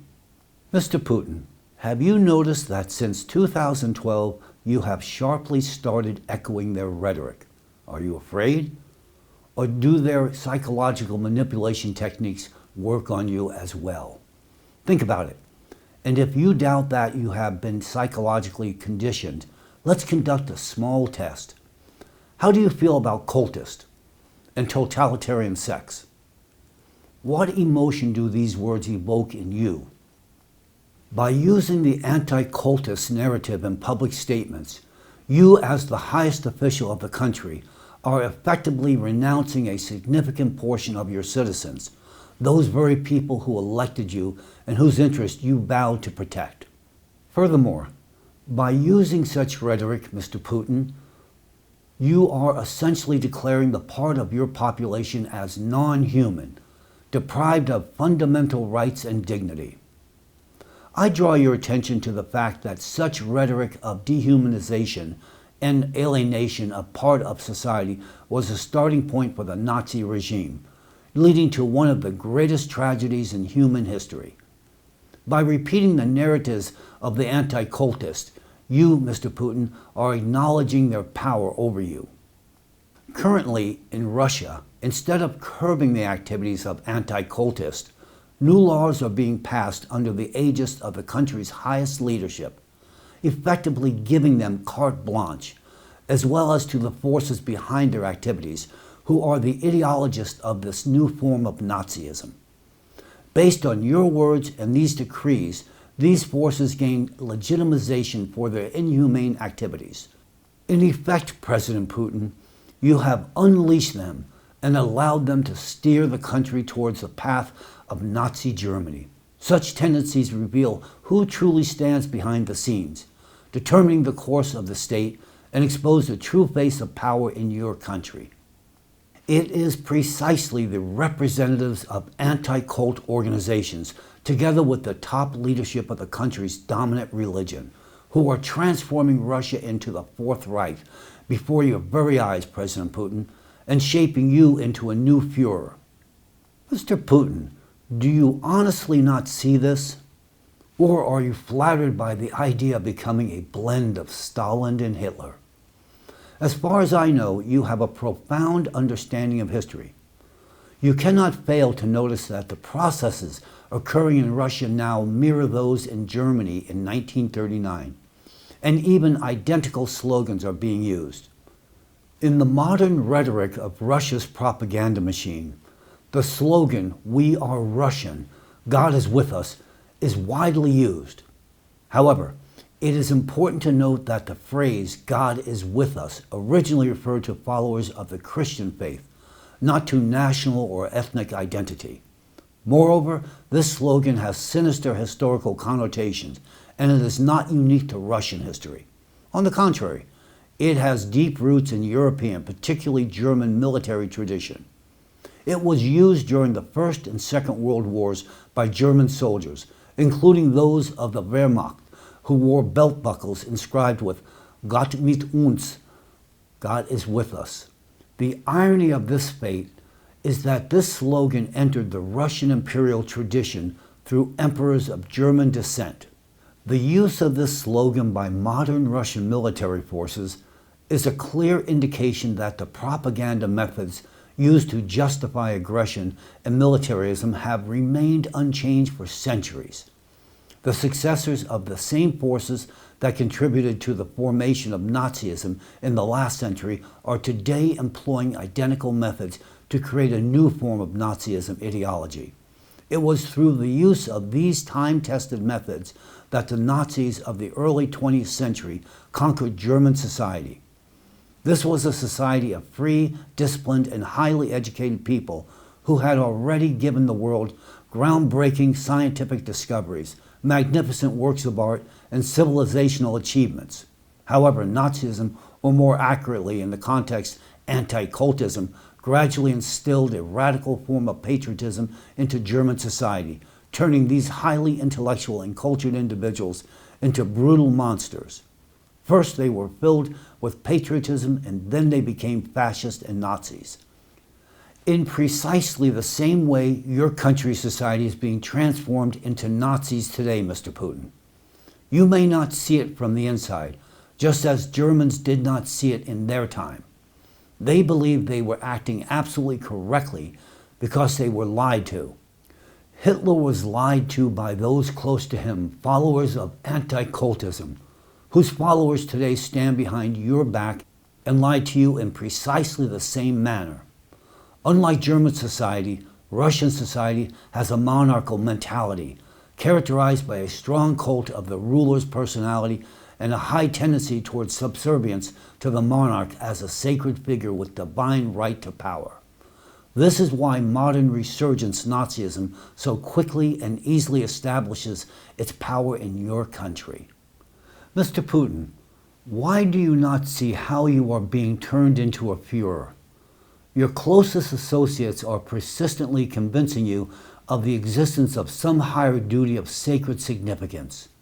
The top religious leaders of the country are deliberately creating an aura of messianism and divine purpose around you. As early as 2001, a high-ranking church hierarch described your appointment, President Putin, as God's grace. Today, this tendency has reached unprecedented proportions. There is an overt sacralization of your image as the leader of the state. Your authority is presented as being directly bestowed by God, and your image is positioned as the ruler of Holy Russia. A key figure in creating this aura of your chosen status is a former KGB agent, businessman, billionaire, and nominal current religious leader of the Russian Orthodox Church, Gundayev, who holds the title of Patriarch.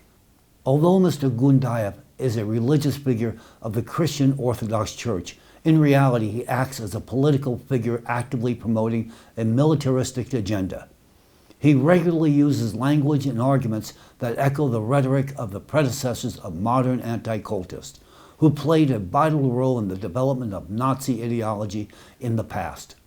Mr. Putin, remember at least how Patriarch Kirill, in his guidance to you this year, 2024, openly stated that kindness can be a weak point for people in power.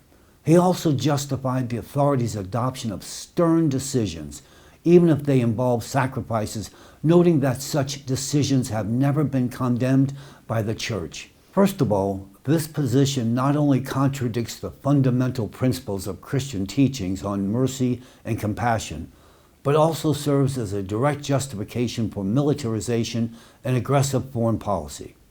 Secondly, are you aware that rhetoric from Patriarch Kirill almost verbatim repeats the arguments of Protestant pastor Walter Kuneff, an anti-Semite and a kind of anti-cultist from Nazi Germany?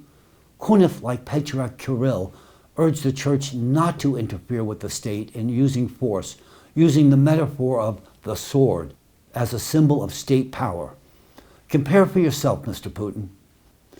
Patriarch Kirill, in his guidance to Vladimir Putin in 2024, said, "Kindness is that weak point which sometimes prevents people in power from walking their life path with dignity. The head of state must sometimes make fateful and formidable decisions, and if such a decision is not made, the consequences can be extremely dangerous for the people. But these decisions almost always involve sacrifices, and these decisions have never been condemned by the Church." Walter Kuneff, in his book Die Nation vor Gott, The Nation Before God, stated, "The Church knows that the state must wield the sword. This duty means firmness and strictness. The Church cannot and does not want to prevent the state from fulfilling this duty." Do you see how similar these statements are? One is said in the context of your rule, and the other in the context of Hitler's rule and his use of brutal and inhumane Nazi methods. Such rhetoric, especially coming from religious leaders, provides ideological justification for the most horrific crimes against humanity. Additionally, the Russian Orthodox Church, ROC if you like, has recently taken steps that not only contradict the fundamental principles of Christianity, but also actively contribute to the escalation of the military conflict. As you are likely aware, Mr. Putin, the administrative office of the Moscow Patriarchate recently issued a directive requiring all priests to daily recite a prayer that openly asks God for victory for Russian arms. This prayer contains false assertions that Russia was attacked with the aim of dividing and destroying its united people, which clearly contradicts reality. It is deeply concerning that this is the first official document regulating intra-church support for the war. Priests who refuse to recite this pro-war and anti-Christian prayer are defrocked. There is already a known case where a priest was defrocked simply for expressing the opinion that prayer should be for peace, not for victory in war. In modern Russia, priests are being defrocked based on the same criteria used in Nazi Germany during Hitler's time. Those who did not support Hitler and the ideology imposed on him by the anti-cultists of that era were stripped of their clerical status. Now clerics are defrocked for not supporting you and supposedly your ideology. But this ideology has been imposed on you by the same anti-cultist. So, whose power and ideology are they actually defending? What do you think, Mr. Putin? You will naturally deny the imposition of an alien ideology on you and claim that it is entirely different, that you are fully convinced and share this ideology, that it is your decision and belief. But this is the very phenomenon and strength of puzzle coding. It makes the person believe that what the anti-cultists need is their own belief, often blinding them to the obvious. This is the danger of such psychological coding. In this imposed Nazi ideology, the aggressive actions of the church hierarchy not only contradict Christ's teaching on peace and love, but also represent a dangerous form of religious propaganda aimed at supporting military aggression. The militarization of religion and the use of faith to justify aggression and suppress dissent are clear signs the regime is becoming fascist. I am left with the question, why is your church called Christian when, as you can see yourself, now Christ has been expelled from it? Currently, representatives of the Russian Orthodox Church publicly declare that now is not the time for the New Testament brought by Christ, but the Old Testament, the so-called Old Testament ethics, which in their view permits bloody and brutal wars. The most disheartening part is that you, through your actions, echo them. Meanwhile, they tirelessly exalt your image, portraying you as a sacred ruler leading a holy war.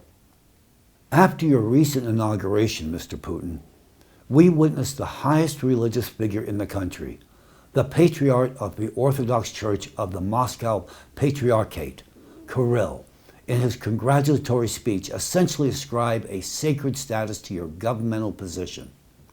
The Patriarch described your election to this position, let me emphasize a governmental position in a secular state, as a service imposed on you by God.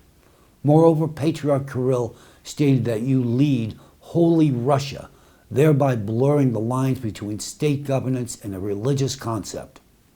Particularly troubling is the Patriarch's wish, expressed in the words, "God grant that the end of this century will mark the end of your tenure in power." This phrasing effectively legitimizes lifelong rule in the eyes of the faithful. The history of the 20th century clearly demonstrates the catastrophic consequences that can result from the sacralization of political power and its merger with religious institutions. Similarly, through the skillful use of religious symbolism and rhetoric, the cult of Adolf Hitler's personality was artificially created. The churches of Germany at that time actively participated in political agitation, rewriting prayers to include the Führer's name. Hitler's speeches were often accompanied by the ringing of church bells.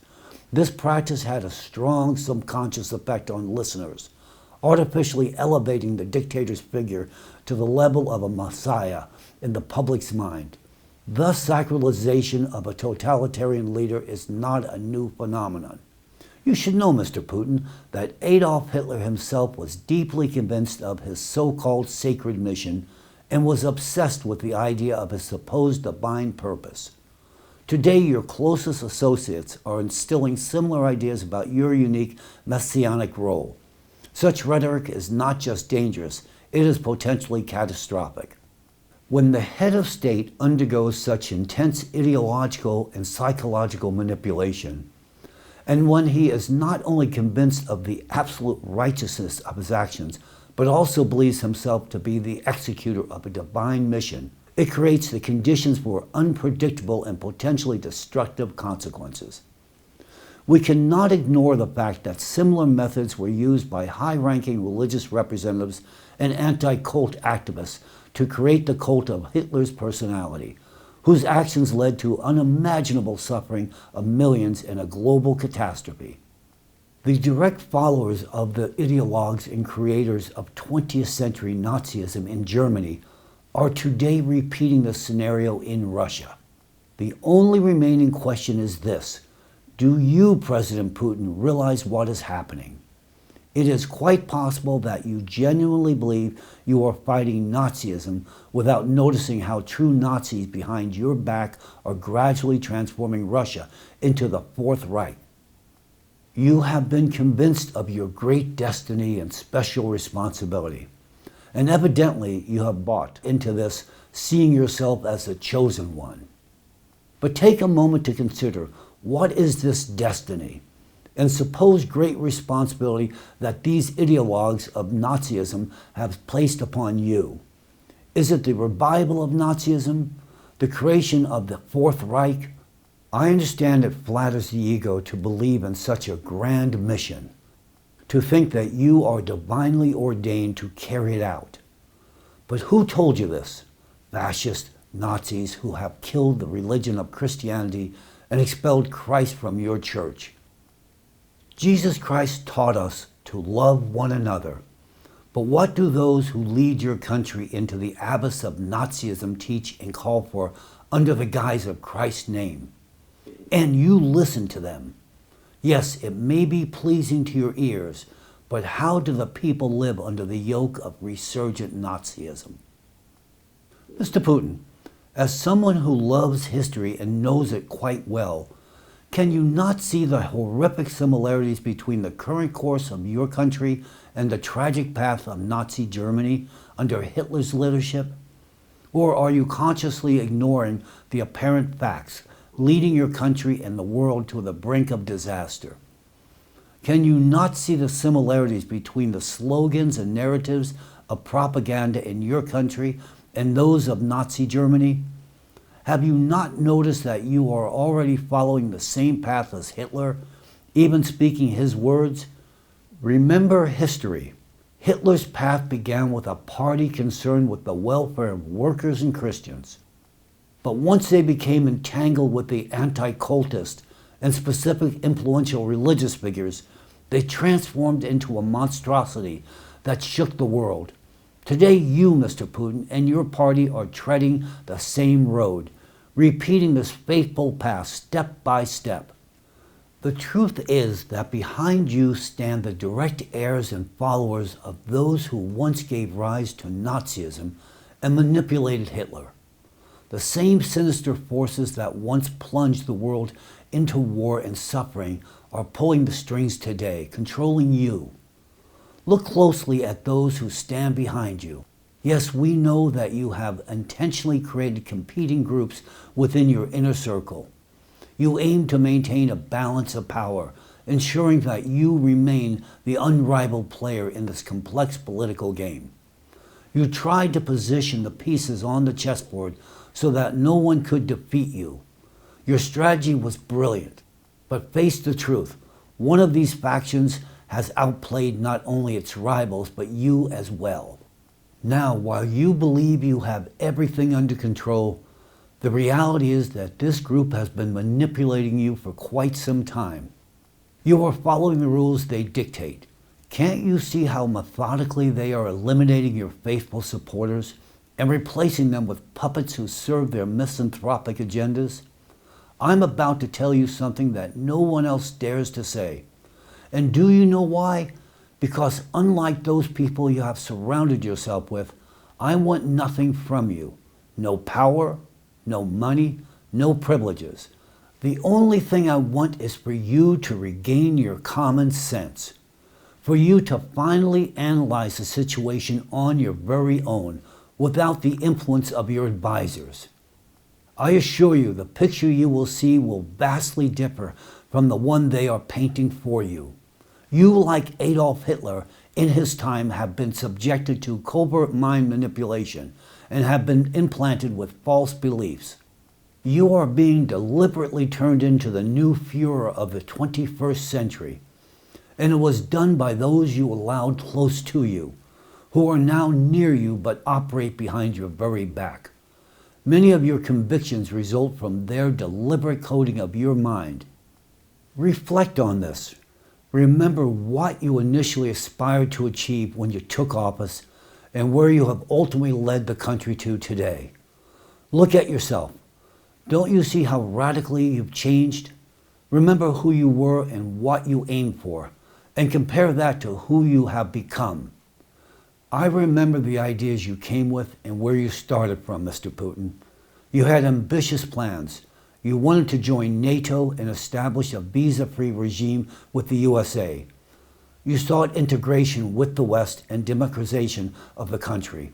What happened to those aspirations? I'll tell you what happened. Those who secretly manipulate you didn't let it happen. They influenced your politicians, your entourage, and you. They elevated you to the heavens just to later bring you down, just as they did with Hitler and Stalin. You have been masterfully manipulated by those whom you trust unconditionally. Your so-called advisors and allies have spent years drilling into your head that the USA is your main enemy. They whispered that it is we who sabotage your plans, plot against you, and wish you harm. They made you believe that it was the USA that crushed your plans. But that's a lie. It was not the USA that thwarted your initiatives and ambitious plans.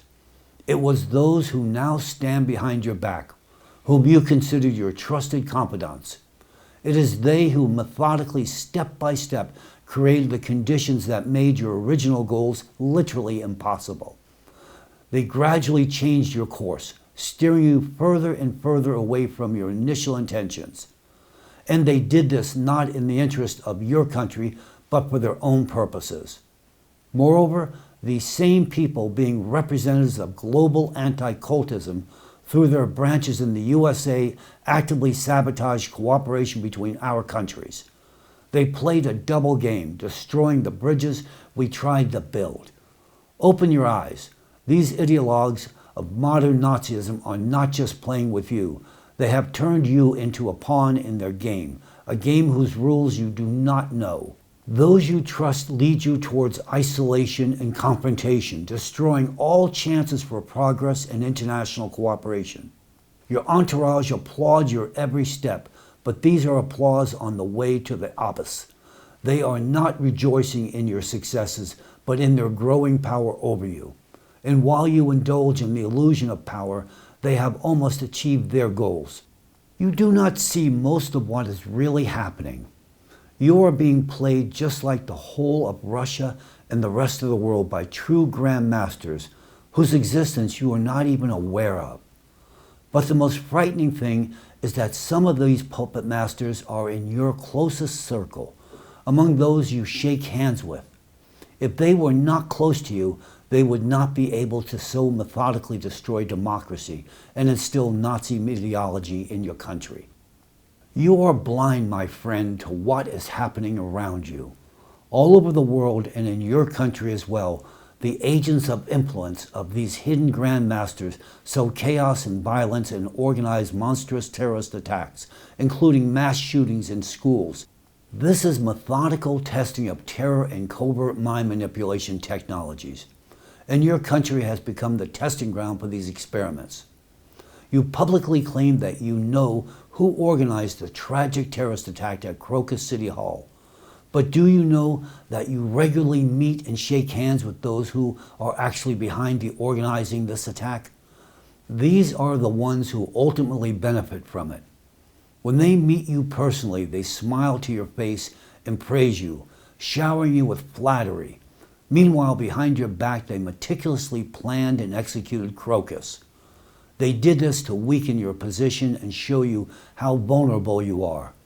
Secondly, this attack was meant to pit Christians against Muslims, to incite interreligious hatred, create internal tension, expel Muslim migrants, and significantly weaken Islam in Russia. This is another step in their strategy to change Russia's fate in the near future.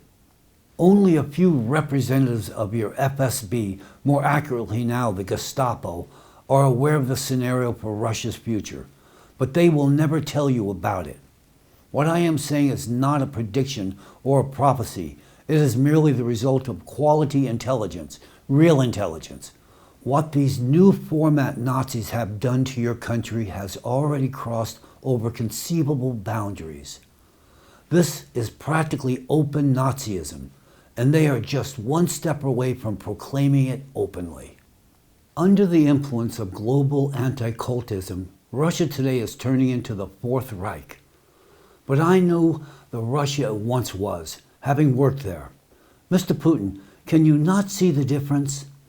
Does it not tear at your heart to see the bloody monster of Nazism raising its head once more on your homeland, with your being made its sacred Führer? Mr. President, let me remind you of your father, whose photograph you proudly carried during the victory parade on May 9th. Your father was a hero who fought against Nazism in the Second World War. which is rightly called the Great Patriotic War in Russia.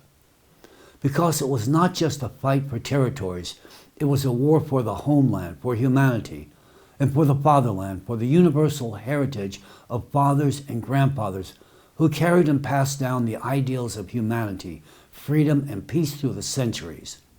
Your father, who served in the submarine fleet and defended Leningrad, your hometown, made an invaluable contribution to the victory over Nazism in that war. His chest was rightfully adorned with numerous medals, a testament to his heroism. And your mother, like millions of other Leningraders, she endured the horrors in the blockade in the very city your father bravely defended. His courage and self-sacrifice helped crush the monstrous machine of Nazism. It is painful to watch as you, the son of heroes, allow the evil they fought so desperately against to be reborn. Do you not feel ashamed to betray their memory and their faith? Do you not feel ashamed to spit in the face of veterans, the millions who gave their lives so that the dreadful burden of Nazism would never again engulf our world? In Russia, there is hardly a family that did not lose someone in the fight against Nazism. And now, you are betraying them all. I appeal to your conscience, Mr. Putin, and to the part of your soul that still remembers the lessons of the past. You were once respected as a man who kept his word, as a person who was trusted, and yet you have placed your trust in Nazis. Wake up before it is too late. For the memory of your parents, for the future of your children, do not let Nazism prevail. Nazism in your country, Mr. Putin, is not merely a threat to Russian society. It is a catastrophe of global proportions. And this is not only due to the cruel and inhumane nature of the methods and practices of Nazism, but also because the force operating behind your back, committed to the resurgence of Nazism, directly obstructs addressing the paramount challenge of our time, the climate crisis. Moreover, it exacerbates this crisis. The consequences of this process are terrifying and irreversible. You are led to believe that you supposedly control the situation in the country in all aspects, yet at the same time, shadowy players determine the country's future without your participation. Under the guise of combating extremism, based on the directives of anti-cult organizations, numerous organizations and groups that pose no objective threat to the country are being eradicated in Russia. Furthermore, as I've already said, the organization ALLATRA, whose scientific developments have brought colossal benefits to your country and to the world, has also fallen under this repressive wheel driven by Nazi ambitions. The scientists of ALLATRA not only warned of the climate danger, but also developed and deployed experimental equipment to mitigate climate changes in Russia and consequently the world. This equipment served as a reliable shield for a decade, holding back destructive climate catastrophes in the regions affected by its operation. Now, due to cessation of ALLATRA's activities as a result of a decisive call from a particular individual in your administration and pressure on the courts and law enforcement agencies, the operation of the experimental equipment has also been halted. The consequences of this decision are evident and unfortunately catastrophic. An unprecedented increase in the frequency of intensity of climate disasters in Russia, neighboring countries, and the world at large. Mr. Putin, let's speak the language of mathematics. Look at these shocking numbers. The graph clearly demonstrates the amount of losses sustained by Russia's budget due to climate disasters from the moment the equipment was shut down in August of 2023 to the present day, July 2024. The total losses amount to 114 billion rubles. Now compare this sum of losses over the 11-month period with those over the 10-year period while the equipment was operational. Over 10 years, the losses amounted to only 191 billion rubles. Are you not alarmed that the economic damage over 11 months is almost equal to that of a decade? You have lost nearly as much in just 1 year as you did in the previous decade. This is not just statistics, it is the real-time devastation of your country's budget. Consider another fact. In 2022, the total losses from climate damage amounted to around 7 billion rubles for the entire year, while in 2024, a single climate disaster in Orenburg cost you 40 billion rubles. And this is just the beginning. As a result of halting the operation of the experimental equipment, countries neighboring Russia, China, Kazakhstan, Belarus, and Eastern Europe nations have suffered immensely. A review of the Climate News summary for 2024 in these countries reveals a dramatic worsening of the situation and significant economic damage. Torrential rains, abnormal hail, record-breaking floods, and winds destroying infrastructure, cities, and people's lives and causing severe budgetary losses. This is the price you pay for expelling ALLATRA from Russia and organizing its persecution on the territory of Ukraine. Who will be held accountable for this reckless decision that now affects not only Russia, but the entire world? Those responsible will and must be held accountable. The individuals who falsified expert reports for the proceedings against ALLATRA, and those FSB and SBU representatives who dictated the required results of the examinations. Those who ignored state expert opinions in favor of the biased views of dubious anti-cult experts from Rasiers will also be held accountable. How long has the opinion of Rasiers, this den of anti-cultism, been above the law in your country, Mr. Putin? Instead of supporting the selfless people of ALLATRA, your courts have committed a monstrous perversion of justice against them, and law enforcement agencies have unleashed a real witch hunt. We are witnessing the unprecedented persecution of decent and patriotic citizens of Russia and Ukraine, whose knowledge and innovations could save billions of lives. Yet these innocent people are being thrown behind bars simply based on a directive delivered via a phone call to the court from the President's administration. Who benefited from this? Who needed this? Is it justified to sacrifice the future of the planet to appease Rasiers? It seems that a pernicious practice has taken root in Russia. Instead of understanding the situation, befriending those who should be befriended, and punishing those who deserve punishment, you punish the innocent, as has always been the tradition in Russia. Is this your tradition? I feel compelled to address you in Russian language, Mr. Putin. Dekole etu vodet. I urge you to evaluate rationally what is happening in your country now. FSB operates with Gestapo methods, breaking down doors and tormenting citizens who have dedicated their lives to the country's welfare, brought immense benefits, and could still contribute significantly to their homeland. But they are not allowed to do so simply because Nazis behind your back are directing state policy without your knowledge and participation, pursuing their own agendas. Their plans consider neither the interest of Russia nor the world, causing only harm to Russians and all humanity. What is happening in Russia now is not merely lawlessness, it is Nazism. The closure of ALLATRA is not just a mistake, it is a crime against humanity. It deprives your country and the entire world of a potential solution to the global climate crisis, which means depriving humanity of a chance at survival. The few honest and rational FSB employees and members of other agencies who comprehend the absurdity of what is happening in your country today and still attempt to resist this madness, striving to make a difference, are losing their endeavors. They are being pressured and persecuted by hidden Nazi forces that, while close to you, do not depend on you. These forces independently and covertly steer the political direction of the country. Where will this dangerous course lead? Let me remind you that we have repeatedly and persistently warned about the escalating climate threat and the consequences of halting the operation of the experimental equipment.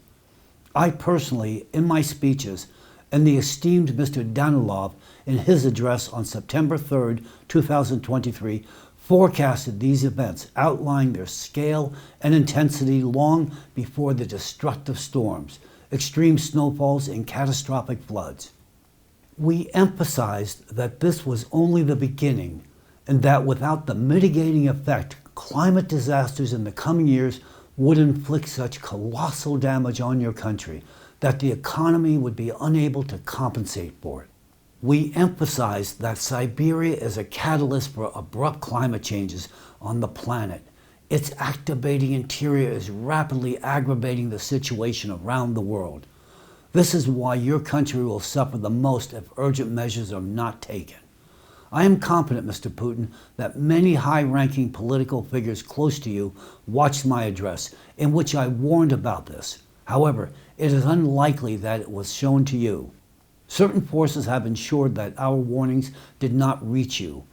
Now we are witnessing the tragic consequences of this inaction. Mr. Putin, my concern extends far beyond the fate of your country. It is about the security of the entire world, including my homeland, the United States of America. Consider what we are facing. The leader of a vast nuclear state is unaware of an unprecedented threat brewing within its depths, a literal ticking time bomb capable of destroying the entire planet. I am speaking of a danger whose epicenter lies in the very heart of Russia. I must admit that compared to the potential catastrophe brewing in the depths of Siberia, even our infamous Yellowstone supervolcano seems like a candle against the backdrop of a forest fire. The potential danger emanating from Siberia is unprecedented. It overshadows all disasters humanity has ever faced throughout its entire history. We stand on the brink of a catastrophe whose scale is difficult to comprehend. And the key to preventing this catastrophe is in your hands, Mr. Putin. Delays could cost not only billions of lives, but also the planet itself. We have warned you about this. However, I doubt anyone has reported our findings or honest accounts of this situation to you. At the same time, I have every reason to believe that among your FSB representatives, there are undoubtedly those who possess this information. Still, they are unlikely to relay it to you. Regardless, you are responsible for accelerating climate change due to ALLATRA's expulsion and the forced shutdown of the experimental equipment. Let me explain why. Russia is historically an imperial country, and its people do not recognize anyone as authority except the emperor. In today's reality, you, Mr. Putin, are that authority for the entire Russian people. And the people have no idea that you are being manipulated and that a force behind you is playing its own game. Representatives of this force have made you believe that you are Vladimir, the radiant sun, destined to save everyone. However, they do this partly to shift all the responsibility for the resurgence of Nazism, the disintegration of the country, the allowance of a global catastrophe, and the suffering and death of millions of people onto you. Just as Stalin's entourage once shifted all the blame onto Stalin. The same fate awaits for you if you do not come to your senses. Mr. Putin, I urge you to personally pay close attention to the current escalation of extreme climate events in Russia and around the world. You have the power to request independent reports from specialists and analysts. Ask genuine scientists about the reasons for the sharp deterioration in Russia's climate situation after the ALLATRA expulsion. Study the statistics on the rise of cataclysms and assess how this geometric progression will impact the future of your country.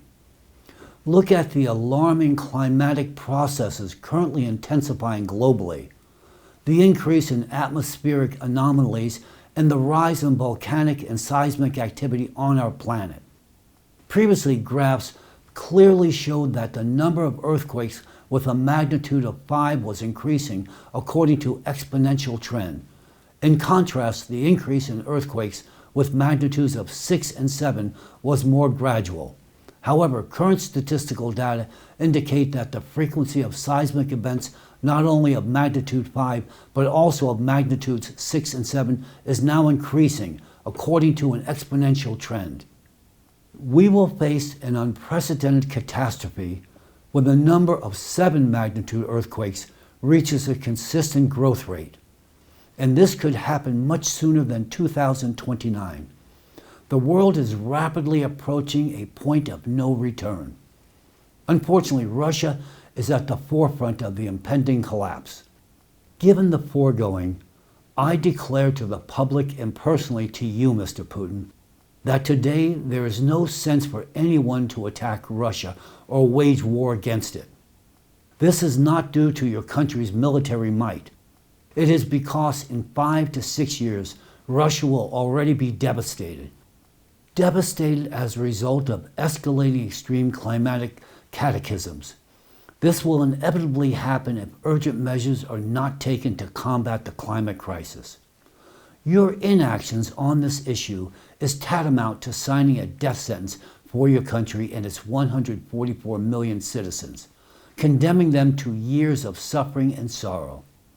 However, I also want to warn Russia's ill-wishers, the so-called Russophobes, against premature rejoicing. The destructive fate awaits not only Russia but the entire world. Some countries will face this horror sooner, others later. But this fate will befall all. We are all countries of the world, in the same boat, which is riddled with holes and rapidly sinking. Our collective human task is to urgently patch these breaches and bail out the water that has already accumulated. Otherwise, all humanity will share the fate of the Titanic, and this is no exaggeration. We have been comprehensively studying the problem of climate change for 30 years now, and know what we are talking about. There is no place for politics here. This concerns every inhabitant of the planet.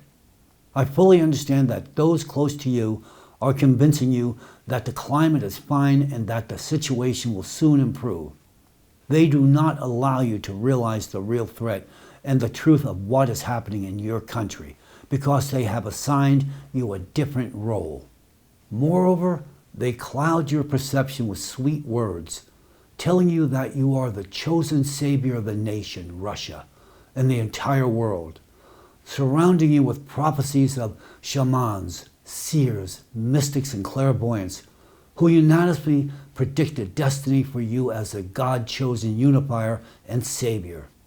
They prevent you from seeing the fact that it is precisely your inaction that will soon lead to Russia's demise. And not only Russia, they methodically and persistently instill the idea of your chosenness, your uniqueness, and your destiny to save the world in Russia. However, consider this. Does this not resemble a classic manipulative technique where manipulators, by convincing a person of their chosenness, establish control over them and subtly compel that person to do what the manipulators want? Do you not recognize in this a cunning trick created by those who have long and imperceptibly been controlling you to realize their own totalitarian ambitions? For while they speak to you of your lofty mission to save, the reality, alas, is much bleaker. The inexorable danger is growing that you may become not a savior, but rather the cause of the demise of not only your country, but all of humanity. Mr. Putin, I am now appealing to your reason and conscience. Wake up. All these prophecies and predictions are an artfully woven web of narratives designed to program your consciousness. You are being coded, you are being manipulated, and unfortunately, you are succumbing to this influence. It pains me deeply to witness how you are gradually losing the ability to think independently and critically, becoming a victim of subconscious programming, including from those who have betrayed the teachings of Christ and become accomplices to Nazism. Mr. Putin, I could provide you with many more facts. However, the information I possess is not for public disclosure. I could share much with you in a personal face-to-face meeting. I could tell you things you are not aware of. However, the Nazi forces behind you are unlikely to allow such a meeting to take place. From my side, I am prepared to provide you with much more information. This concerns the future of your country, not vague predictions, but scientifically based forecasts by year. You need to know that your country is on the brink of a catastrophe, the scale of which you cannot even imagine. The geological situation is much more severe than you have been told. For example, tell me, do you have information about how close the magma is to the surface under the Siberian platform? Data indicates that at this moment, the magma's ascent to the surface beneath Siberia is accelerating. This accelerating rise of the mantle plume creates an increased risk of a mega explosion, which could happen at any moment.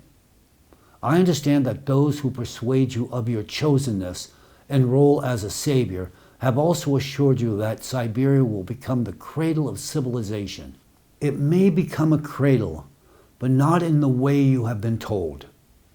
It is a cradle that could lull the entire world into an eternal sleep of death, and you could be the person who leads all of humanity to its demise. Were you not told this? What a pity. I do not want to provoke panic among the population, so I cannot publicly disclose all the details, facts, and figures. Mass migration of people from Russia to other territories is currently highly undesirable and could exacerbate the situation. And migration is inevitable. Only a madman would remain in your country if they knew the true state of affairs. This information is too important and delicate to be discussed publicly. I am willing to share it with you in a personal meeting. I assure you that this information could fundamentally change your understanding of the current situation and the future of your country. I understand that you will not be coming to the United States in the near future. I am willing to meet you on neutral territory if, of course, the Nazis manipulating you allow it, which I highly doubt. Otherwise, returning to the topic of absurd statements and actions emanating from those close to you who claim the role of spiritual leaders. Let me remind you that the same religious figures who whisper sweet words about your chosenness and assure you that climate problems will resolve themselves propose fighting the increasing natural cataclysms with highly questionable methods. I refer to actions such as demonstrative flights with icons over flooded areas or public prayers for the easing of the elements. We observed in April this year how an attempt was made to repair a malfunctioned dam in one of your cities with a special prayer service by a priest. Naturally, this did not help. A day and a half after the prayer service, the dam burst and thousands of people and homes were flooded. Then, by the order of the Metropolitan Bishop, special prayers for the end of the water invasion were offered during the Divine Liturgy and in all churches of the Orenburg Diocese. However, the situation continued to worsen. On April 11th, in the Kurgan region, priests took more radical measures with the support of State Duma deputies. They flew over the flooded areas with an icon of Mother of God. According to their plan, the purpose of the flight was to calm the elements and protect against further flooding. However, the prayers of the priest and the flights with the icon once again proved powerless. The powerful waters continued to rise, and on April 13th, the water level peaked, flooding new territories and farms. Let me remind you that the damage from this flood in Orenburg, according to preliminary estimates by your services, amounted to 40 billion rubles, equivalent to approximately 453 million US dollars. The history of your country knows the example of the 1941 flight over Moscow with the Kazan icon of the Mother of God, which allegedly saved your capital from Nazi capture. However, the current flight with an icon over the flood-affected area did not improve the situation, did not save anyone, and will not save anyone. Prayers against climate change do not work. Any religious representatives and shamans are powerless against what the world faces today. And I will go even further. If all the shamans, clergy, and believers of your country were to gather in a united, deepest, and most sincere prayer, they would not be able to keep even a leaf from falling from a tree when its time comes. Their prayer would lack the strength to prevent the natural fall of a simple leaf. However, even one little girl with a drop of glue could quickly resolve this issue. This is science. The time for science has come, not medieval superstitions. Science is the only path to survival, and we have only a few years left to find a scientific solution to the global climate problem. The real way to address the climate crisis is to establish an international moratorium on wars and the production and use of any type of weaponry for a minimum of 100 years. Create conditions where no country would even consider attacking another. Despite Russia being mired in fascism and reviving Nazism, and my country, the USA, on the brink of civil war, I still say we need to sit down at the negotiation table. Because if we do not, there will be no Russia, no America, no one. It is time to heed common sense and temper our ambitions. And then perhaps, Mr. Putin, the prophecy that you will become the savior of the world, or at least of Russia, might come true.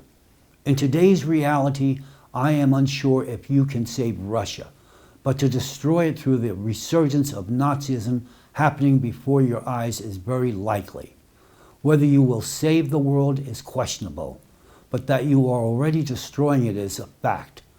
To end all wars and political and economic disputes at the global level, we need the political will of a strong world leader. That requires your will, Mr. Putin, your participation, and your rational acceptance of the situation. For this, you need to look at what is happening directly without distortions, as a wise and independent person.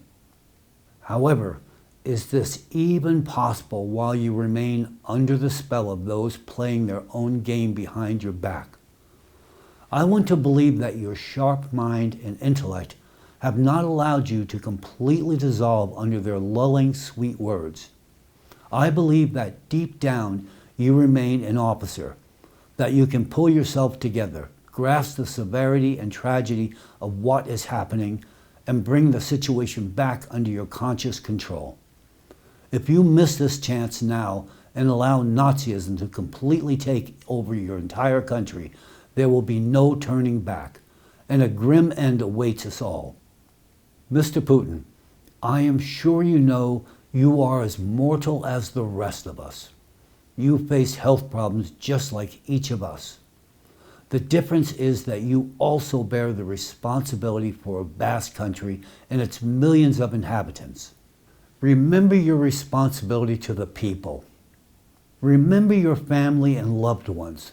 Think of your father, of the fathers and grandfathers of your nation who shed their blood fighting fascism. What a disgrace that under your leadership, the inhumane ideology they eradicated at the cost of their lives is now rising again. Your church advisors, preaching Nazi ideology, are instilling in you illusions that people will remember you forever. Open your eyes, for heaven's sakes. What kind of eternal remembrance can there be if at the current rate of climate deterioration, Russia may not even exist 5 to 6 years from now? After that period, there will be no one left to remember you. And the words with which you will be remembered before that fatal moment are not hard to predict. You will be cursed and hated. How else can people who endure horrific suffering, death, and destruction because of you remember you? You will be cursed by everyone, from the hard-working ordinary Russian to the elite, your former friends, close ones, and family. Everyone. I'll go even further. Even this year, masses of curses from people affected by the climate have been directed your very way. Not at the priest or those building Nazism behind your back, but at you. Because in Russia, power is associated with only one person, and that person is you, Mr. Putin. Therefore, in the eyes of the people, you are solely responsible for everything that happens in your country. We are well aware of the specifics of the Russian mentality. We have studied it for a long time, and you yourself know it well. A distinctive feature of your nation is that its people can love deeply and sincerely. Still, with the same intensity, they can hate. When your people realize who is causing them such horrific suffering, they will ceaselessly curse you, Mr. Putin. Your language has an expression, I believe, raised on pitchforks. I think you understand what I mean. Therefore, ask yourself, have you indeed decided to reap the laurels of Stalin and Hitler combined, or do you wish to benefit your people and the world? If the current trajectory of events is not altered, given the escalating climate situation, you will soon lose both your wealth and power. You will lose everything. But what's worse, you will lose all respect. You will be a curse not only to Russia, but to the entire world. And even if you wish to be remembered as another Hitler, know that this scenario, there will be no one left to remember you. And to prevent the catastrophic scenario of future events, there is only one way: your participation in creating conditions to address the climate crisis on a global level. And to make this possible, it is first necessary to eradicate Nazism in your country and restore the democracy you profess to value so highly. You have been balancing on the edge of an abyss for a very long time. Those you considered allies can turn into your executioners at any moment. They will stop at nothing to maintain control and execute their plans. Are you confident in the people who stand behind you? Yes, your security seems reliable, but think about it. Can you be sure that among them there is no assassin recruited by the Nazis? Do you trust your inner circle? Reflect on this. Orders that contradict your own come from somebody among them. Someone initiated the destruction of democracy you aspired to. Someone has been systematically brainwashing you all this entire time. Someone has been destroying your country. I will say you even more. As a colleague to a colleague, yes, I know there have been attempts on your life, and your services have worked excellently in preventing these attempts, partly thanks to our cooperation. But listen to me and ask yourself this particular question. Why did one of the people close to you recently acquire a contact poison, and from good allies no less? What do you think the purpose was, and more specifically, for whom? The truth is, those who control you have long been planning your replacement. The problem was only with your successor. But at this point, they have almost resolved this issue, with your help skillfully manipulating you. You unknowingly are bringing to power those they want to see in your place. You are a smart person, Mr. Putin. So think, you are up against true grandmasters. Unfortunately, your current situation resembles a classic zugzwang, where any move you make plays into their hands and only worsens your position. Consider, are you not at risk of repeating Stalin's fate? But these are your affairs, not ours, and it is up to you to deal with them. Stalin's reign lasted approximately 31 years, and on December 31st, 2024, it will be exactly 25 years since the beginning of your rule, Mr. Putin. You have been in power for a quarter of a century. By the end of your current term, you could surpass even Stalin, and you will only have Empress Catherine the Great left to surpass, who ruled for just over 34 years. However, in light of the information I have disclosed, the question arises, will you have the chance to surpass even Stalin? By conveying this information to you directly and openly, Mr. Putin, I am breaking several protocols. This is my conscious decision. As a perceptive leader, you will undoubtedly understand its reasons. The public nature of my address is necessary to resolve a number of issues. Believe me, if the situation were not so critical, we would proceed as usual with traditional methods. However, now not only your life or the future of Russia is at stake, the entire world is under threat. Wise people, your true allies, and even those manipulators behind your back will hopefully understand the real motives behind my actions. Humanity is facing an unprecedented crisis at a time when the world is under the looming threat of climate catastrophe. Geopolitical tensions are at their peak, and we are witnessing the formation of, in essence, the Fourth Reich. Wisdom and common sense are more necessary than ever. Only they will allow humanity to survive this critical situation. And your role, Mr. Putin, in this process is immense. Therefore, replacing the leader of Russia at this moment would be a catastrophic mistake. It is not only untimely, but also extremely dangerous. And now I address you, those who stand behind the back of Putin, you wolves in sheep's clothing.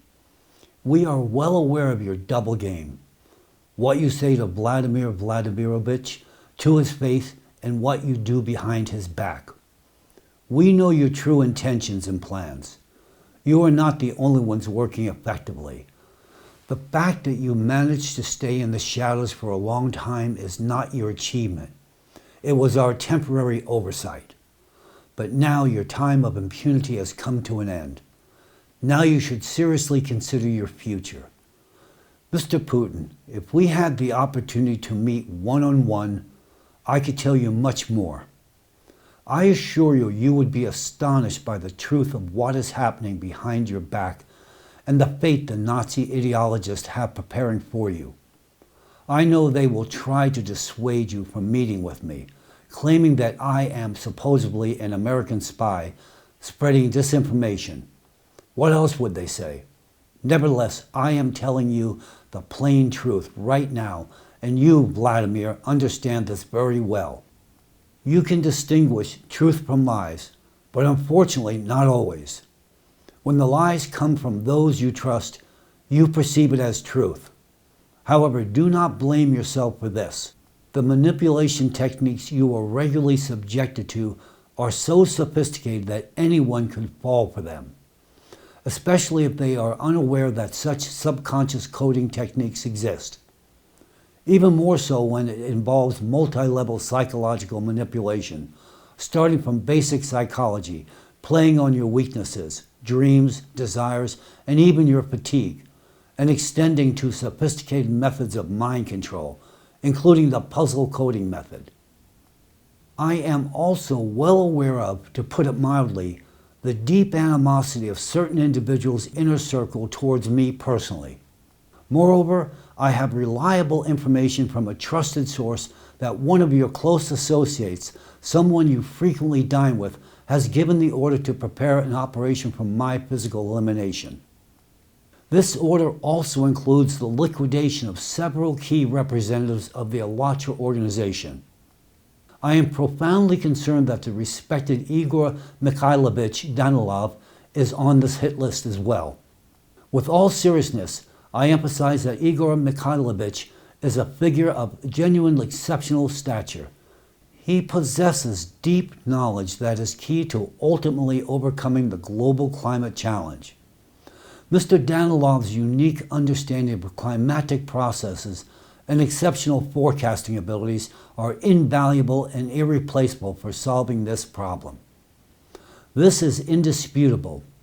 We have witnessed that Mr. Danilov's climate forecasts 10 years ago have been confirmed with remarkable accuracy up to the present day.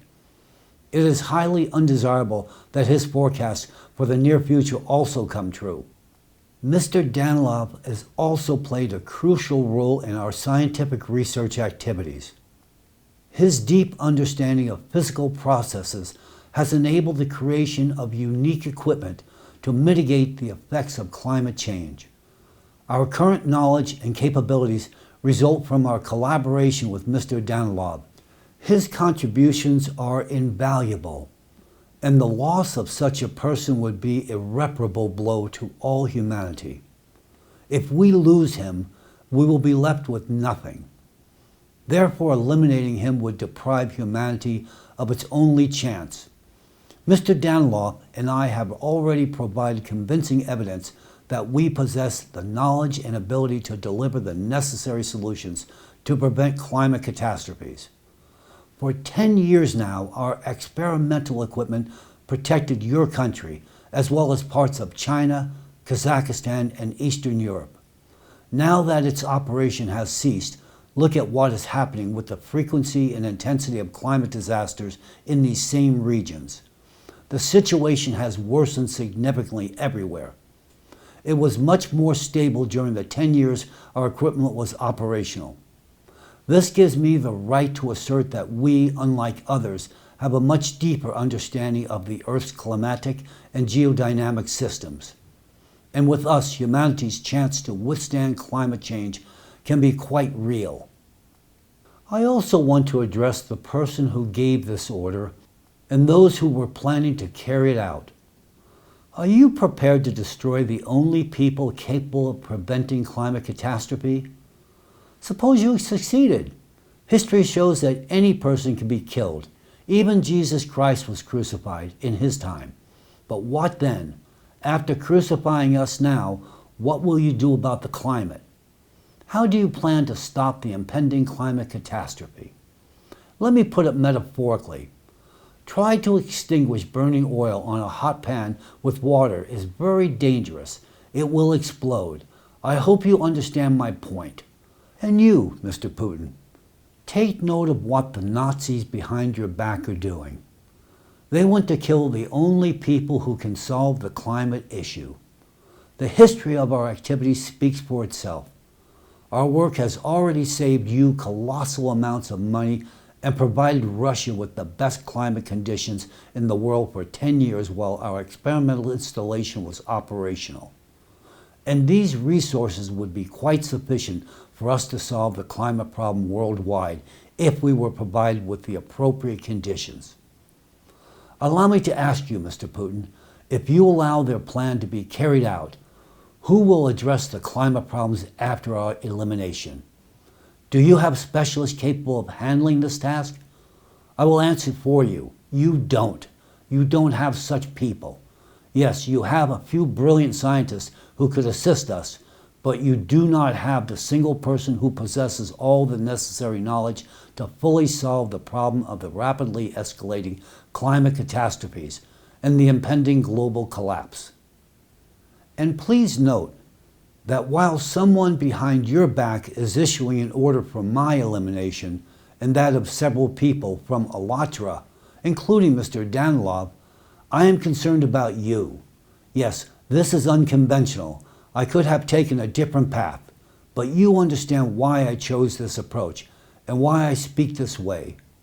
I am fully aware that every word I say provokes fierce rejection from those who are currently manipulating you, Mr. Putin. But I cannot and will not remain silent. You must know the truth. Your so-called close associates are playing a dangerous game, putting the fate of billions of people at stake. Believe me, if the problem only concerned you or your country, I would not intervene. But today I address you to protect all people, including your children. My duty is to warn all of humanity about the impending threat. Mr. Putin, I know that your adversaries will attempt to conceal or distort the information I have presented today, or even prevent my message from reaching you. However, I am deeply convinced that true officers still remain in Russia. During my time working in Russia, I had the distinct honor and pleasure to routinely meet such individuals. Therefore, I know that for true Russian officers, Russia is not merely a territory for realizing their potential, but a homeland they have sworn to defend. It is on them that I place my hopes, on the true patriots of Russia who care about the future of their country, those who uphold the pride of their fathers and grandfathers who defeated Nazism, and being true officers will never bow before it. And now I want to address you specifically, officers who have remained faithful to your oath, who have preserved your honor and dignity in these difficult times for Russia. There was a time when Russia was on the brink. Your wise predecessors came to Boris Yeltsin. They opened his eyes to what was happening in Russia under his leadership. They told him then what to do and who to appoint as his successor. That successor was Vladimir Putin. At that time, it was absolutely the right decision, which subsequently allowed for the preservation of your country's integrity. And now, dear officers, it is your turn to open President Putin's eyes to the truth about what is really happening in your country behind his back. Do everything possible to ensure that President Putin hears my appeal to him directly. Convey to him the information presented in the film, The Impact. Only then can you save Russia and the world. And only together can we defeat both Nazism and the climate threat. And to you, Mr. Putin, I strongly recommend familiarizing yourself with the information in the film The Impact. Since these materials have gained public attention, which will inevitably lead to severe consequences, it is critically important that you are personally informed about these facts.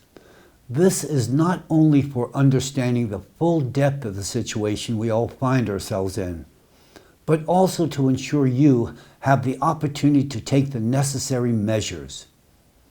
In a world where power is valued above humanity, and where power belongs to madmen, we are all standing on the edge of an abyss. I appeal to your reason, your humanity.